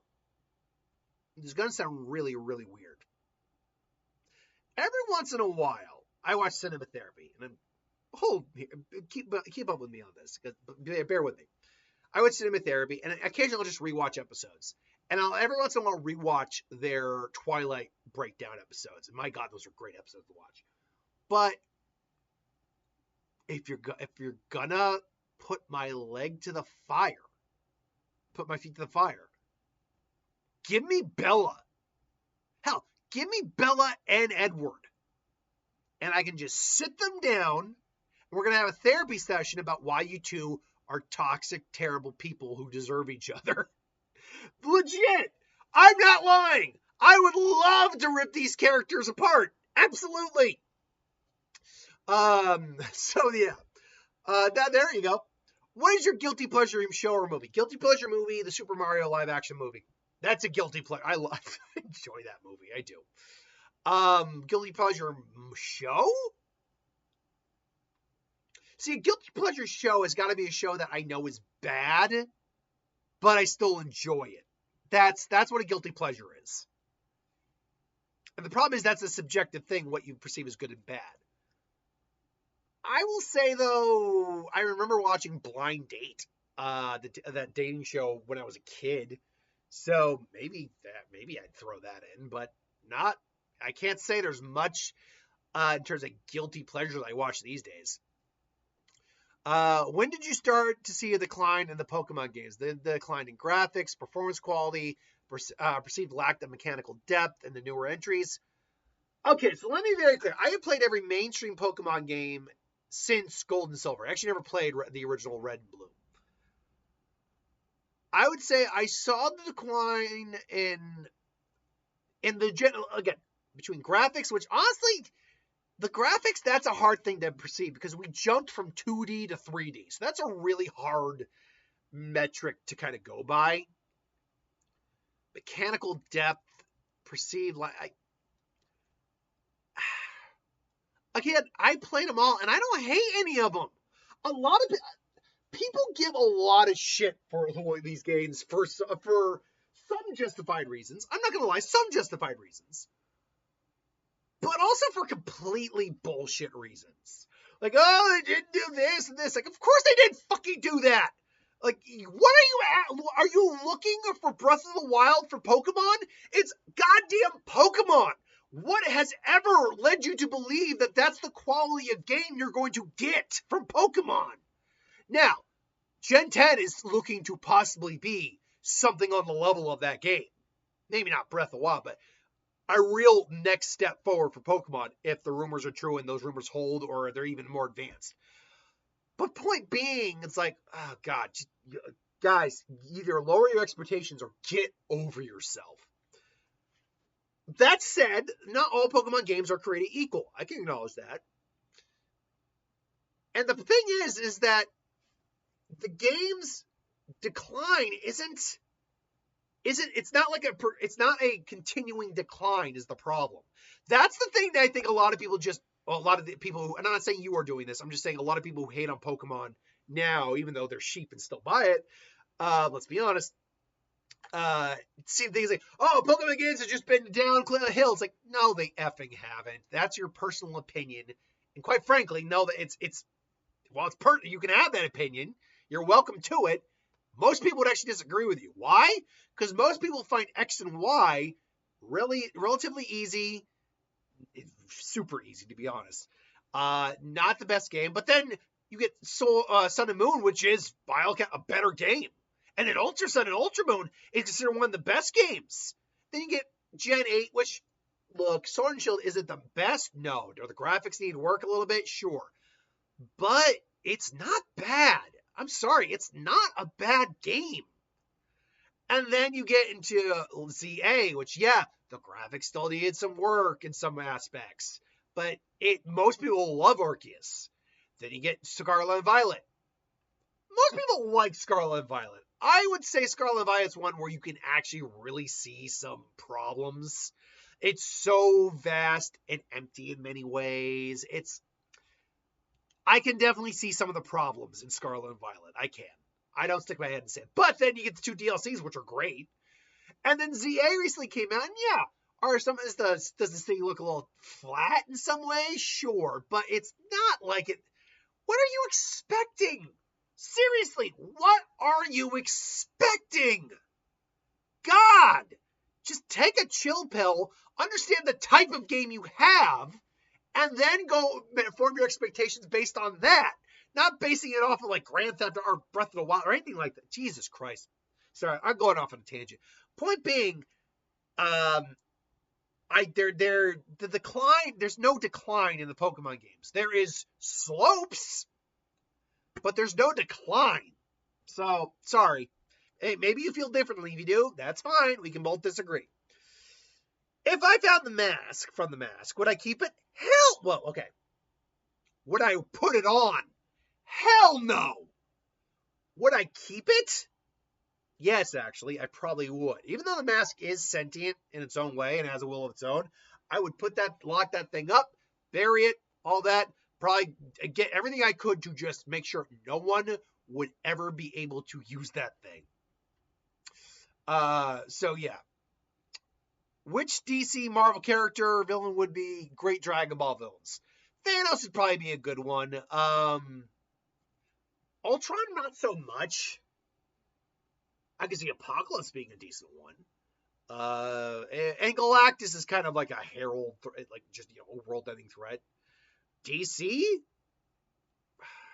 I don't know. Actually, even though Thanos probably does make for a good Dragon Ball Z villain, I don't think Darkseid does. Or Brainiac. Ares. I can see Ares. Yeah, actually, there's not a lot of DC villains that would make for really good Dragon Ball villains. Amazo could work. Definitely Amazo. All right. If I existed in Pokemon Universe, what would be your gym and type and team? Okay, that's a really long question. I'll summarize. Assuming that because it would also depend on the region. So if I look at each region real quick and assume for a moment that I can nope someone out of there, who would I nope out? And honestly, I nope Giovanni out because Giovanni technically shouldn't be the gym leader because he's Team Rocket, because he's the evil villain. He's the evil boss. And therefore, it's like, oh, I'm evil. I'm not going to give you the badge. You shouldn't be. Realistically, you shouldn't have bothered giving him the badge. Okay, there's that. In Kanto, would I have stayed a ground type trainer? Honestly, yeah. And frankly, I probably would have had a very, very similar team to him. I would have had both the Nidos. Probably the Rhydon. I would not have had the Rhyhorn, though. I would have had Marowak on my team. And maybe Sandslash. Although the W speed is very good. Okay, so there's that. In Johto, we have the other gyms. So if I'm replacing someone, who do I... You know what? I'm replacing Chuck. Right out the gate, I'm replacing Chuck. And if I'm only having... No, I'd have to have 3 Pokemon on the team. Have Hitmontop. It's your Johto Pokemon. Everyone should have had a Johto Pokemon. I'll throw Poliwrath on there, though, for, being a slightly different Mon on the team. And you know what? Throw Heracross on there because Bugsy doesn't have it. So there'd be my team. Hoenn. Who should be taken out of Hoenn? That's an interesting question. Can't take Norman out. He's focal point of the story. I would maybe take out Watson because his team just, for electric type gym leader, his team isn't that good. Now, this is the first time I'd ask the question: would I stay an electric type gym leader? No, I'd be the grass type gym because for a place that's so tropical and warm like that place is, there are no grass type gym leaders. And Swampert's only weakness is grass. So I would be the grass type gym leader. Now, what I have on the team? Tropius, I think I'd have as my ace. Have an early Tropius. Probably have not Shiftry. I'd probably have, because I'm only a third gym leader here, Nuzleaf. Probably have Nuzleaf. After that, we actually don't have many grass type Pokemon after that. I could do a Roselia, but I know there's a couple other options in the region, if I'm remembering correctly. Anyway, then again, maybe I'm not remembering correctly. You know what? I'll throw Roselia on there too. So there's that. Gen 4. I'm not gonna lie. Byron probably is he's just an upgraded Rorik. And you know what? Crusher Wake. Crusher Wake needs to be replaced. Now, what would I replace? Because he's just he's always just oh yeah, this guy. That's what he is. So, okay, would I keep it water or would I change it up? I'd love to be fire, but I couldn't in this generation.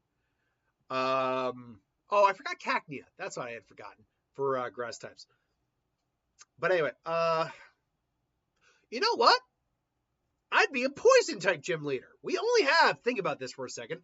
We only actually have 2 poison gyms in Pokemon. Stop and think about that for a second. There are only 2 poison gyms in Pokemon. So I'd be a poison type gym leader because there are a lot of good poison types in Sinnoh. Not to mention the rest of the poison types that kind of come along. You could easily have either a low level Toxicroak or a Krogunk, Drapion.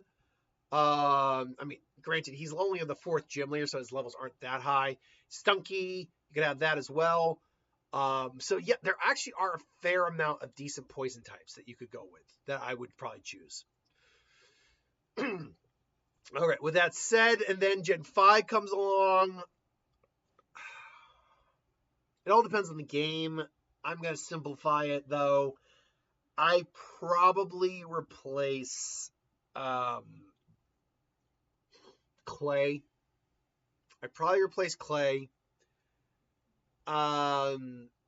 Do I keep ground in that region?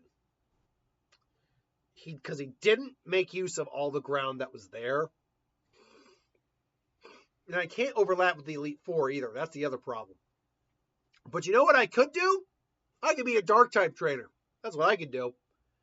I'd be the 5th gym leader, so I'm relatively high for decent levels. I'd have to have Liepard, sure, but I could also do Scraggy or Scrafty. So I could do that. I know there's a couple other dark types I am forgetting at the moment in Gen 5. Crocodile. I could have Crocodile as my ace. So I could do that. Gen 6. Okay, Gen 6. Replace Wolfrin. And you know what? I can't be a dragon because Drantha's on Elite Four member. Crap. Okay. I'll still keep the ice type. You can even have Avalugg on there, but you gotta have your ace be a Mega Abomasnow. Have Avalugg. Not to mention, because of how many ice types are actually in there, have Mamoswine on that team as well. I think you had 3 or 4 team members. Let's just make it 4 because you're the Elite Four. You're the 8th gym leader. Absolutely. Trying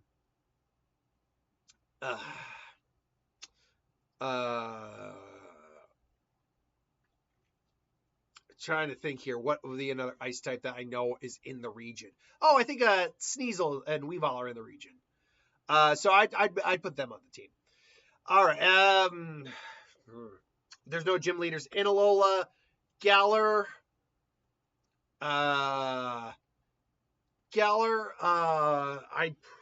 Who would I replace? I would probably replace.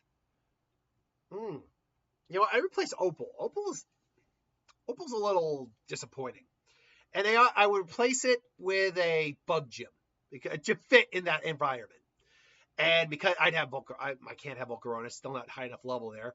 But I could have Scizor, I could have Heracross, I could have Mega, I could have one of the evolutions, like Excavalier or a Selgor. So yeah, okay. And then in Paldea, the problem is all the types are represented overall. So which gym leader do I actually swap out with? That's the question. Ultimately, I think it was Kafu or Kopa, the water type gym leader. That's who I swap out with. Because A, at that point, if Iona's using 4, you should have 4. So I would not use Wugtrio. Veluza's fine.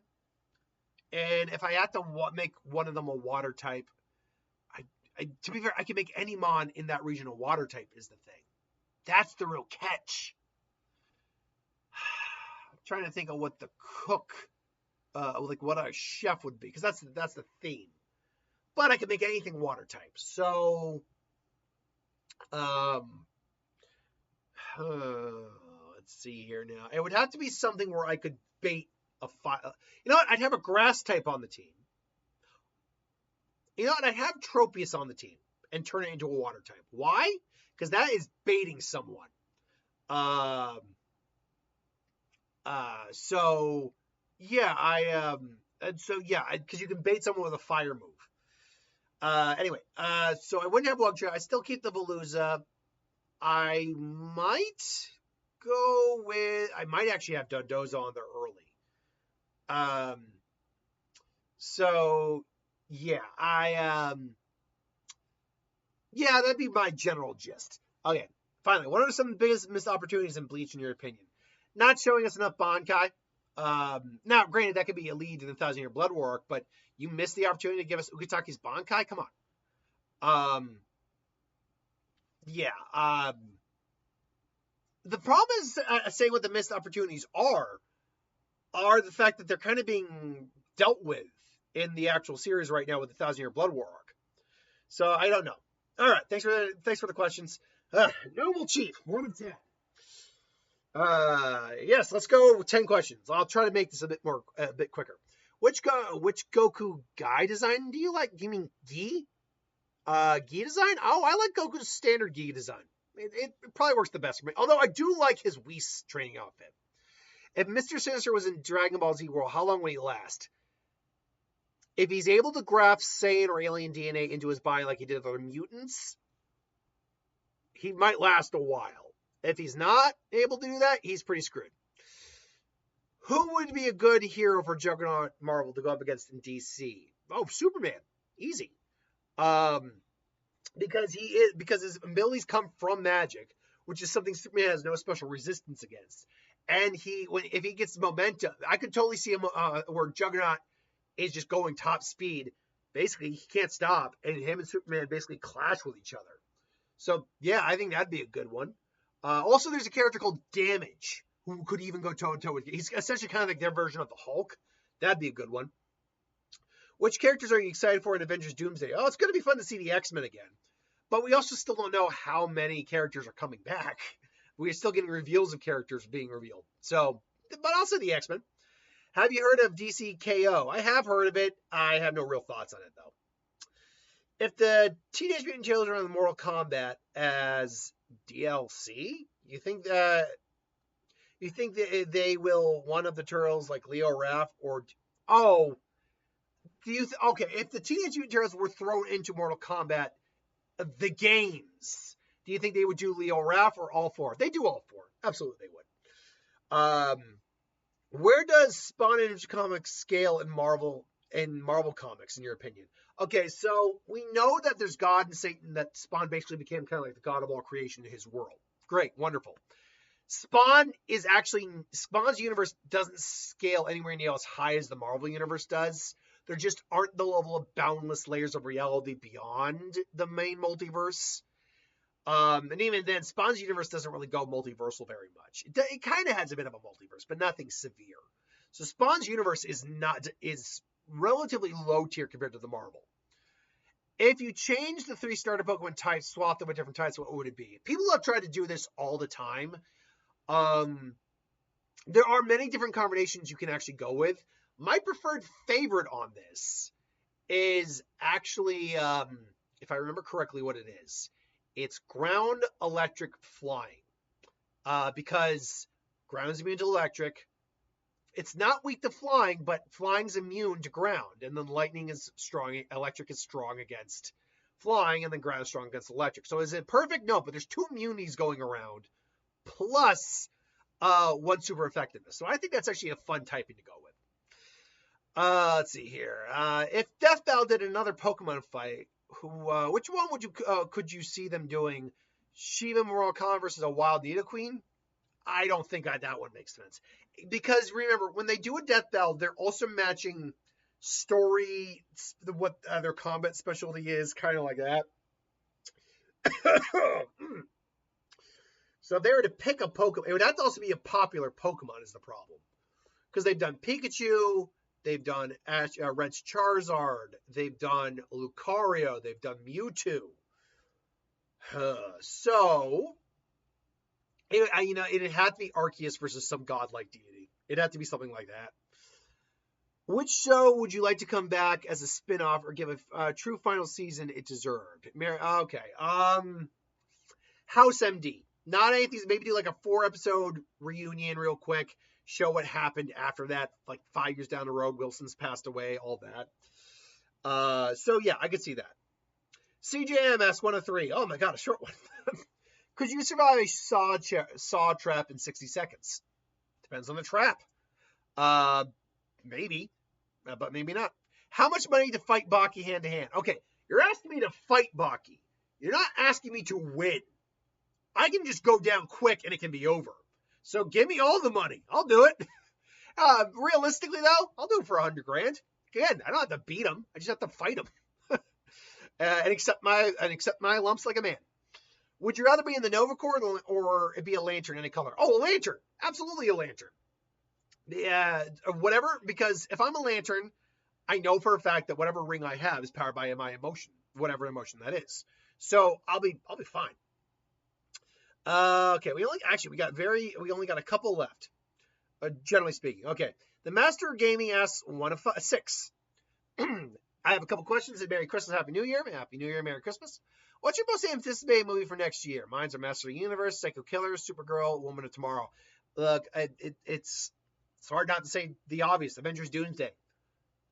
Apparently, like the very little word I've heard from other people on the internet is that this film is going to be nuts and epic and insane. And the trailers that they've been slowly rolling out kind of are helping me with that. So yeah, I'd say it's Doomsday. What's your least anticipated film next year? Wuthering Hearts, Animal Farm. Okay, that Animal Farm looked terrible. It really did, especially because it's like a kid-friendly version of it. No, thank you. But least, it'd have to be something that I just am not going to go see. And I don't know all of the films next year, sadly. All right. Which studio did the best financially this year? Okay, that's a video I'm going to do on Thursday when I have actually all the numbers for the year. So you're going to have to wait on that. My guess, though, is it's either Warner Brothers or Disney. That would be my guess right now. What's your favorite game of the year? Well, right now it's CA. I haven't played a lot. Are you agnostic? Okay.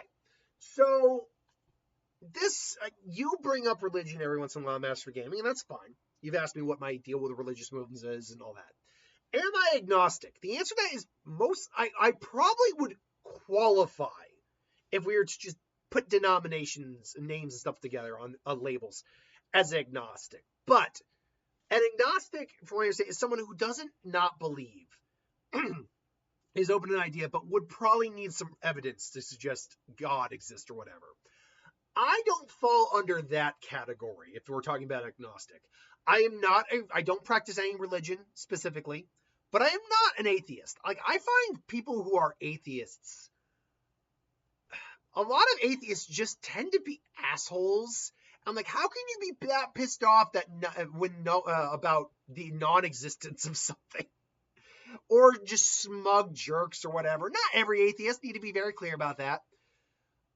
I fall into the camp of, I do believe there is a higher power.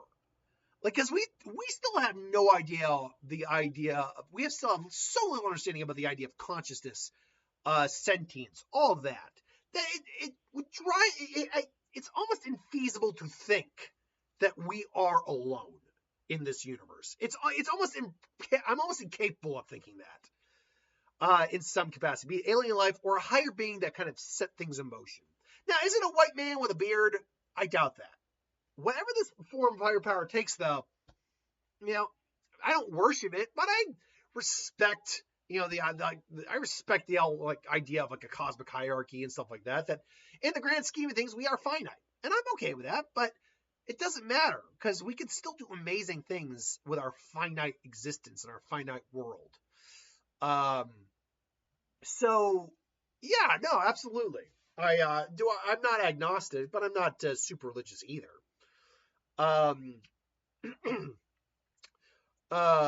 So yeah, that would be my answer. No, I'm not agnostic, but by the general labeling people do, I would say yes.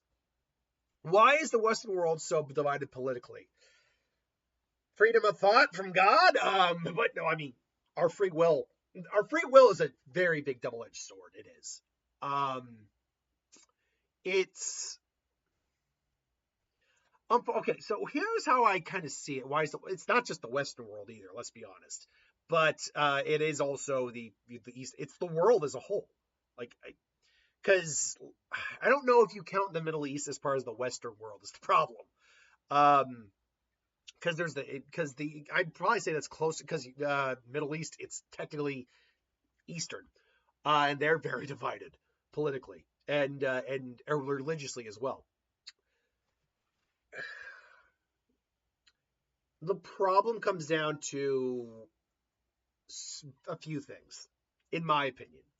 One, obviously, is freedom of belief. Like, we are free to believe everything we want, anything we want, and we have freedom of speech as well. But the problem, I think, comes down to the fact, one of the problems anyway, comes down to the fact that we have a hard time enforcing the bad negative aspects of these beliefs. Because unfortunately, as a species, when we get something we like, we want more of it. And greed, as Gordon Gekko says, is good. Well, it's not really good. Greed is, there's a reason that it's labeled as one of the 7 deadly sins, greed. Because it will very much just corrupt you. And corruption runs rampant. And so you get these people who are in power with their ideologies that are fueled by greed, and they get to set terms, and they get to bring more people to their side. But then you get the people who don't agree with that, and they fight back, and then you get discourse, and you get unchecked aggression, and you get mental illness, and you get violence, and it is a bit of a vicious cycle. Like I said though earlier on, do I ultimately believe in the good in humanity? I do. Despite the fact that there is a large number of us who are terrible people with our beliefs that harm others and the world as a whole, I want to believe that, and I choose to believe that in the end, those who want what's best for everyone, truly want what's best for everyone, will ultimately find a way to succeed in the end. The upside, too, is when you think about it from a morbid perspective, a lot of these people who set the terms and rules for our governments are so old, they'll be dead in a couple years, and we'll get a mass exodus of these assholes. That's a bit morbid, but it's kind of true. Okay. Hi, back again. Kynareth the Demon.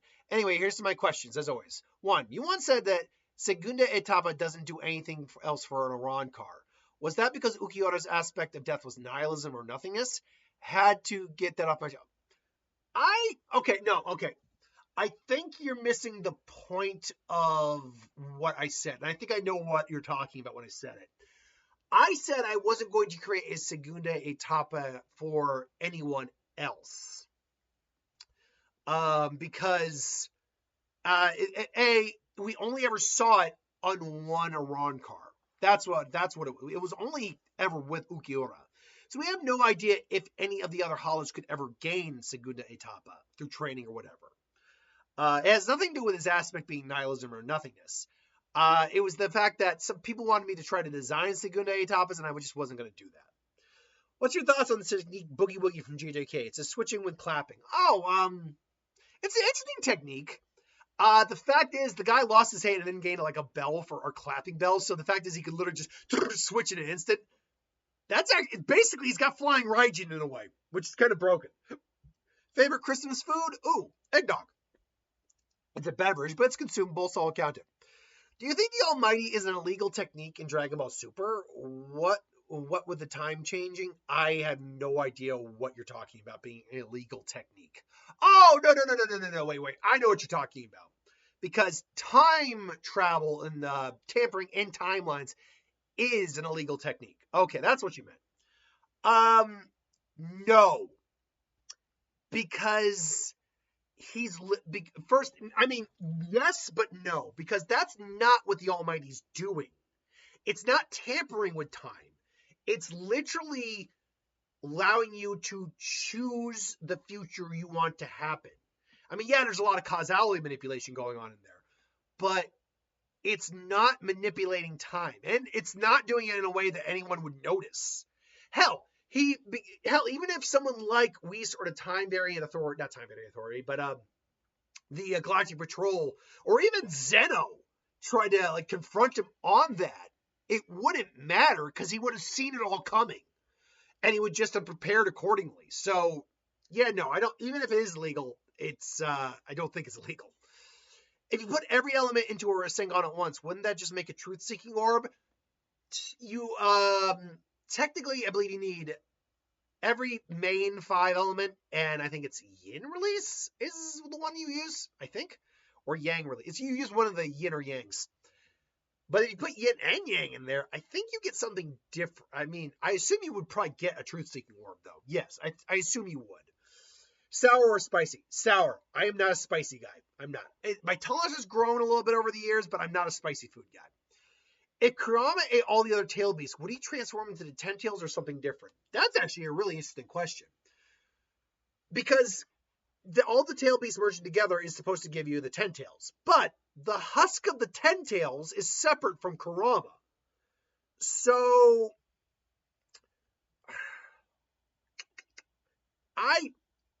I think what would happen is Kurama would kind of morph into a pseudo 10 tails.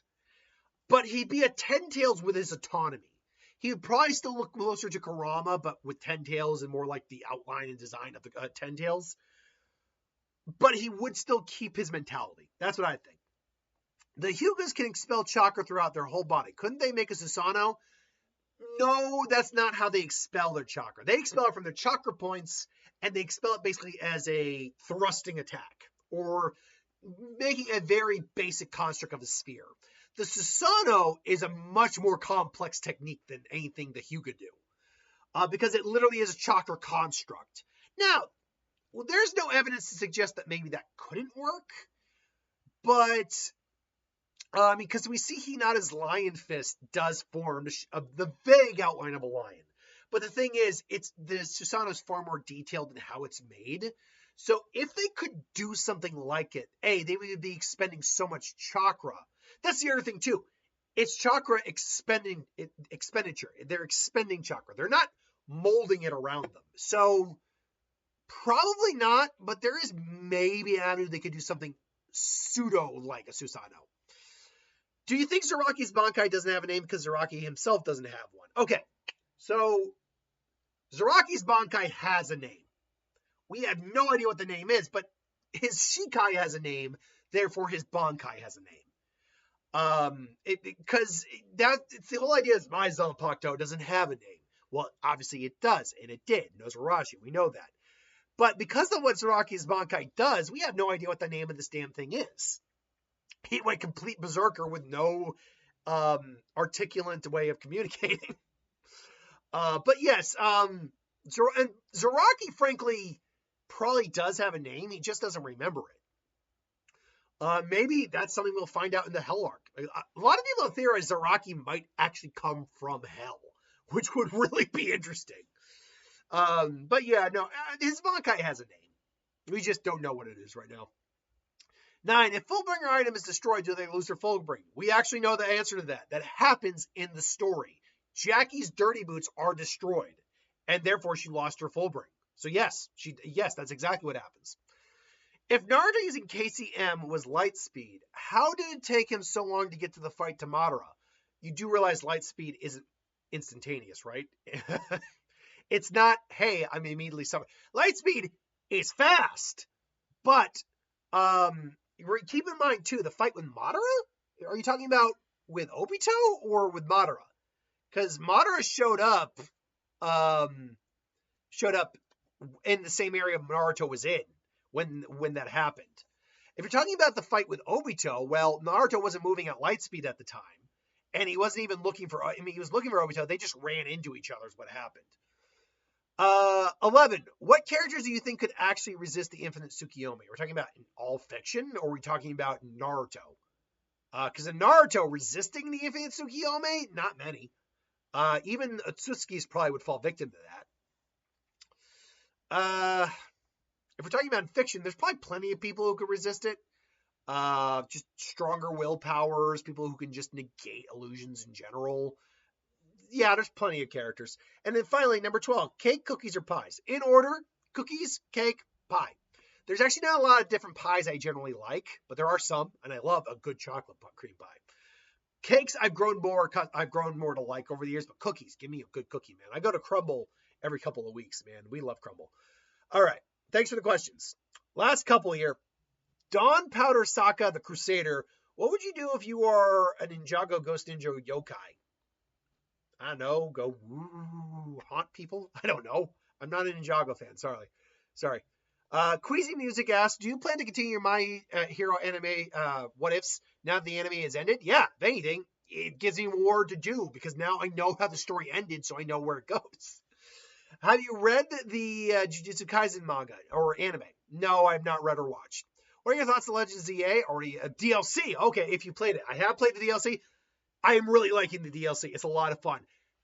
Okay, here's what I actually love about it, but it's a counterproductive thing. My biggest complaint with ZA was the fact that in the original Legends game, you could get the Shiny Charm without any other aid. You could get it on your own. I had a glitch where I couldn't find a last Wisp to get Spirit Tomb, but still. But in ZA, you actually had to trade with people to get the Shiny Charm. You like to get the points for the Shiny Charm. And that pissed me off to no end. I couldn't even get the Master Ball without aid. Like, it pissed me off to no end. But then, wouldn't you know it, they give you more research tasks so you can get the Shiny Charm. And now for the first time in my life ever, I have the Shiny Charm in the game. So, using that plus the Shiny Donuts, Sparkling Donuts, oh man, I've gotten so many Shinies. More Shinies than I've ever gotten. I'm loving it. What are some of your favorite shows, anime, manga, books of all time? Okay, that's way too big of a question to ask. Okay, shows real quick. I'll name 3 off the top of my head. House MD, love House MD. Lucifer, loved Lucifer, loved it. And if I were to name like an animated show, Avatar: Last Airbender. Okay, anime, Bleach. So quick. So Bleach, Rurouni Kenshin, and Yu Yu Hakusho. I'll put that for anime. Manga, Bleach again. But okay, Bleach, Black Cat. Okay, and there's a manga called. Hold on. I'm gonna see if I can find that again. Satan 666. Satan 666 manga series. It was a Oparts Hunter manga series. Okay. It was a really, really unique manga. It really was. And I don't think it ever got a manga adaptation. But it was a really cool manga. It really was. Like, it's hard for me to explain it exactly. But Satan 666 was essentially a kid who was kind of the embodiment of Satan with his special like boomerang, and it was it's hard to explain it. It had the vibe of a shonen. I loved that manga series. Look it up if you can. Look it up. I gotta see if I can find that. series again. Opart Hunter, Satan 6-6. I gotta see if I can find that because I really like that series. If I can, I'll reread it. Man, that was a good series. And books of all, and then finally books. Okay, books. I'll admit I don't read a lot of books. Not because I don't enjoy books, I just don't read a lot of books. So I don't really have a good answer for that one. What certain death battles you'd like to see in the future? Okay, specific death battles. I'd love to see Kenpachi. I've said this before. I want to see Kenpachi in a death battle. Kenpachi's a character tailor-made for death battle. And I think one of the suggestions I gave was Kaido versus Kenpachi, but Kaido would get crushed. Kaido would be a good fight character too. We need a better opponent for Goku. We need first off, I'd love to see a fight where Goku actually wins, but we'd actually need a legit fight opponent for Goku. God, it's actually a really good question. I don't have many specific fights. I did do okay. You want to know my answer to that? Look up in my channel. What if I made a season of Death Battle? Those are basically the fights I basically made. Yuaba versus Kaguya. That would be another one. What games in 2026? Pokemon Gen 10, which I believe right now so far is said to be Wind and Waves. Although one rumor says it actually will be Storm and Seas, and I'm not gonna lie, that's actually a way better name. Storm and Seas is actually, or Seas and Storms. That's actually that name goes kind of hard. All right. What if suggestions? What if Naruto and Deku had Muga? I think I wrote these down, so I'm not going to give you anything on that. Okay, Wade Wilson. I think we're near the end here. Yep, we're near the end. I got only 2 more. How to Google. What if Clockwork did I'm not doing any collabs, guys. Collab with Masako X. Saying I think you meant Smug Stick plus Ultra. Yeah, I'm not doing any collabs. Mostly because I don't these guys don't know who I am. So, and I don't have the tech skill to do a collab. So no. Let's see here. Wade Wilson, 1 of 11. Merry Christmas, Happy New Year. Since the next Q&A won't be available to February, let's cut the chase, and here we are. 1, what's your favorite Christmas? We already talked about that. Okay. Would the Joker still be a serious threat in My Hero Academia? Actually, he probably would be even worse because he'd probably be exploiting people with quirks. Mind you, he would probably be a lot easier to take down, but yeah, no, he would still be dangerous. Do you think Sosuke Aizen's Kyoka Suigetsu would affect Doomslayer? Yes, because it affects a guy who can see into infinite futures. So, yes.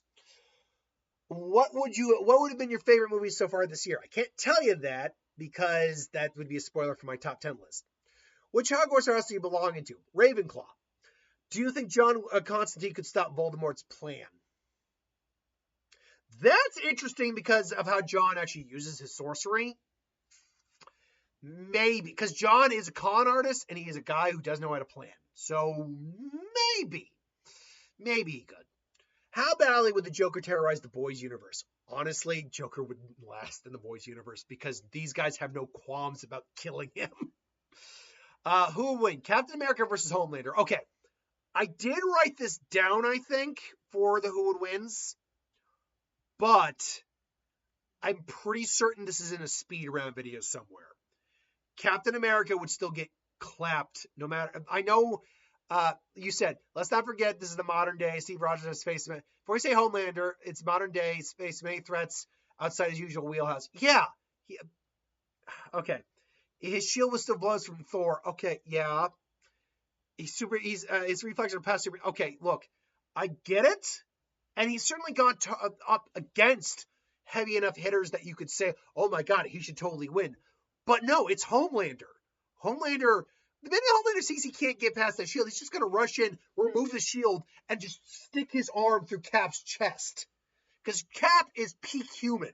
Homelander is way above peak human. Like he no weapon on Earth save a nuclear bomb could hurt him, or a soup of similar power. While he is the weakest version, while he is a Superman knockoff, as I think someone put it in a skit earlier, I saw, he is the weakest version of Superman. He's the weakest knockoff of Superman, but he's still a Superman knockoff. Like there's nothing Cap has at his disposal. Save that shield, and maybe if he hits Homelander in the neck with enough force, maybe he breaks his neck or something. But that's assuming Homelander doesn't just catch the damn thing. So Homelander's not breaking the shield, but he's certainly breaking Cap. So yeah, Homelander's taking that easy. Are you planning anything special for the holiday season? Not really. Are you perhaps Jewish? No, I'm not. In the boys' universe, would Mr. Sinister be the most dangerous threat? That is unlike in Dragon Ball, the boys' universe is where he would effing thrive. Oh, he'd fucking thrive in the boys' universe. Compound V, soups, integrating every unique power he finds into himself if he can. Oh, Mr. Sinister would be the end-all be-all threat. Homelander's a joke compared to him in terms of threat level. And finally, the last question of the Q&A. Down Power Sokka the Crusader again asks, would you ship Rexplode / X Scott Jeremy Wallace from Invincible, right? No, I wouldn't. I don't do that. By the by, this gives me an opportunity. Okay, so you and another person named Michael basically are asking kind of the same thing about me doing a what if. I'm like, oh, what if these two were actually bi lovers and stuff like that? Okay, first off, I'm never doing a shipping what if. By the way, I don't know if you two are the same person or you're two same people who just like the same thing, or the same person with two separate accounts. I'm never doing a what if like that. Furthermore, I need to just kind of, this happens every once in a while, but I need to reiterate to you guys, and because this is at the end of the Q&A, I probably should have addressed this one first, because it would have come up first. When you give a Q&A, when you give a what if suggestion, I am not doing a fanfic type of suggestion. I'm just not. So, okay, I'm literally going to my comment section right now to give examples of what ifs I'm just not doing. 1 second here.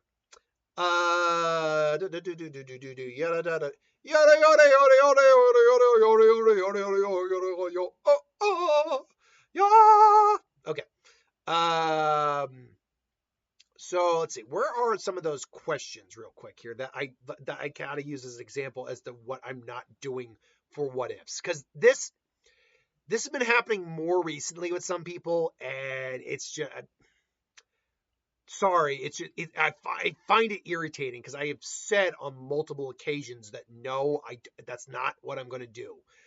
Okay, so, and I'm not going to name the people per se, but I will at least bring up. Okay, here's a perfect example. This person asked, what if in the DCU, James Gunn's Kazuha is a metahuman son of Aquaman's Dawn Power, aka the Crusader, and Section 8's Deinfestation, because basically he never became an alien girl from Doom Planet. What the hell are you talking about? First off, the DCU only has one movie right now, so I can't do that anyway. But otherwise, first off, you also know I have to make a title for this, right? Like, what the hell are you actually talking about? I'm sorry, that is like so fanfic. Write a fan fiction, man. I'm not writing fan fiction, but write a fan fiction if you want something like that. I'm not doing that. Let's see. There's another one that was recent that I saw recently. Hold on. What was it?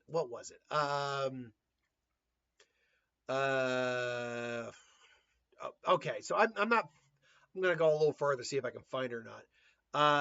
But I can't find it, I think, at the moment. Either way, the point is I'm getting more and more of those types of what if suggestions. And guys, it's got to be something I can put as a title too. Keep that in mind when you give a what if suggestion. I got to be able to actually write it as a title. And YouTube only allows for so much title space. So yeah. But what was the other? I'm trying to find, because I saw the other one about that Rexplode. Oh, there we go. That same person gave me, what if Rexplode and Scott / Jeremy Willis are both bisexual men who happen to be a romantic, badass, hypermasculine man couple? Why would I do that? Again, I have nothing against people who do fan fiction. I need to be very clear about that. Write as much fan fiction. Hell, do your YouTube videos as fan fiction if you want. That's fine. I've got no problem with that. But A, I'm not someone who does that, so that's a no. And B, you gotta also word it in a way where we can actually do it. But beyond that, I'm not gonna do a shipping anime, shipping one. That's just, no, it's just not what I do. It's not who I am. So sorry. Anyway, I digress. Hey, we made just a little over 2 hours. Not bad. Thanks for watching. Hope you enjoyed. Like, comment, share, subscribe. I'll see you next time.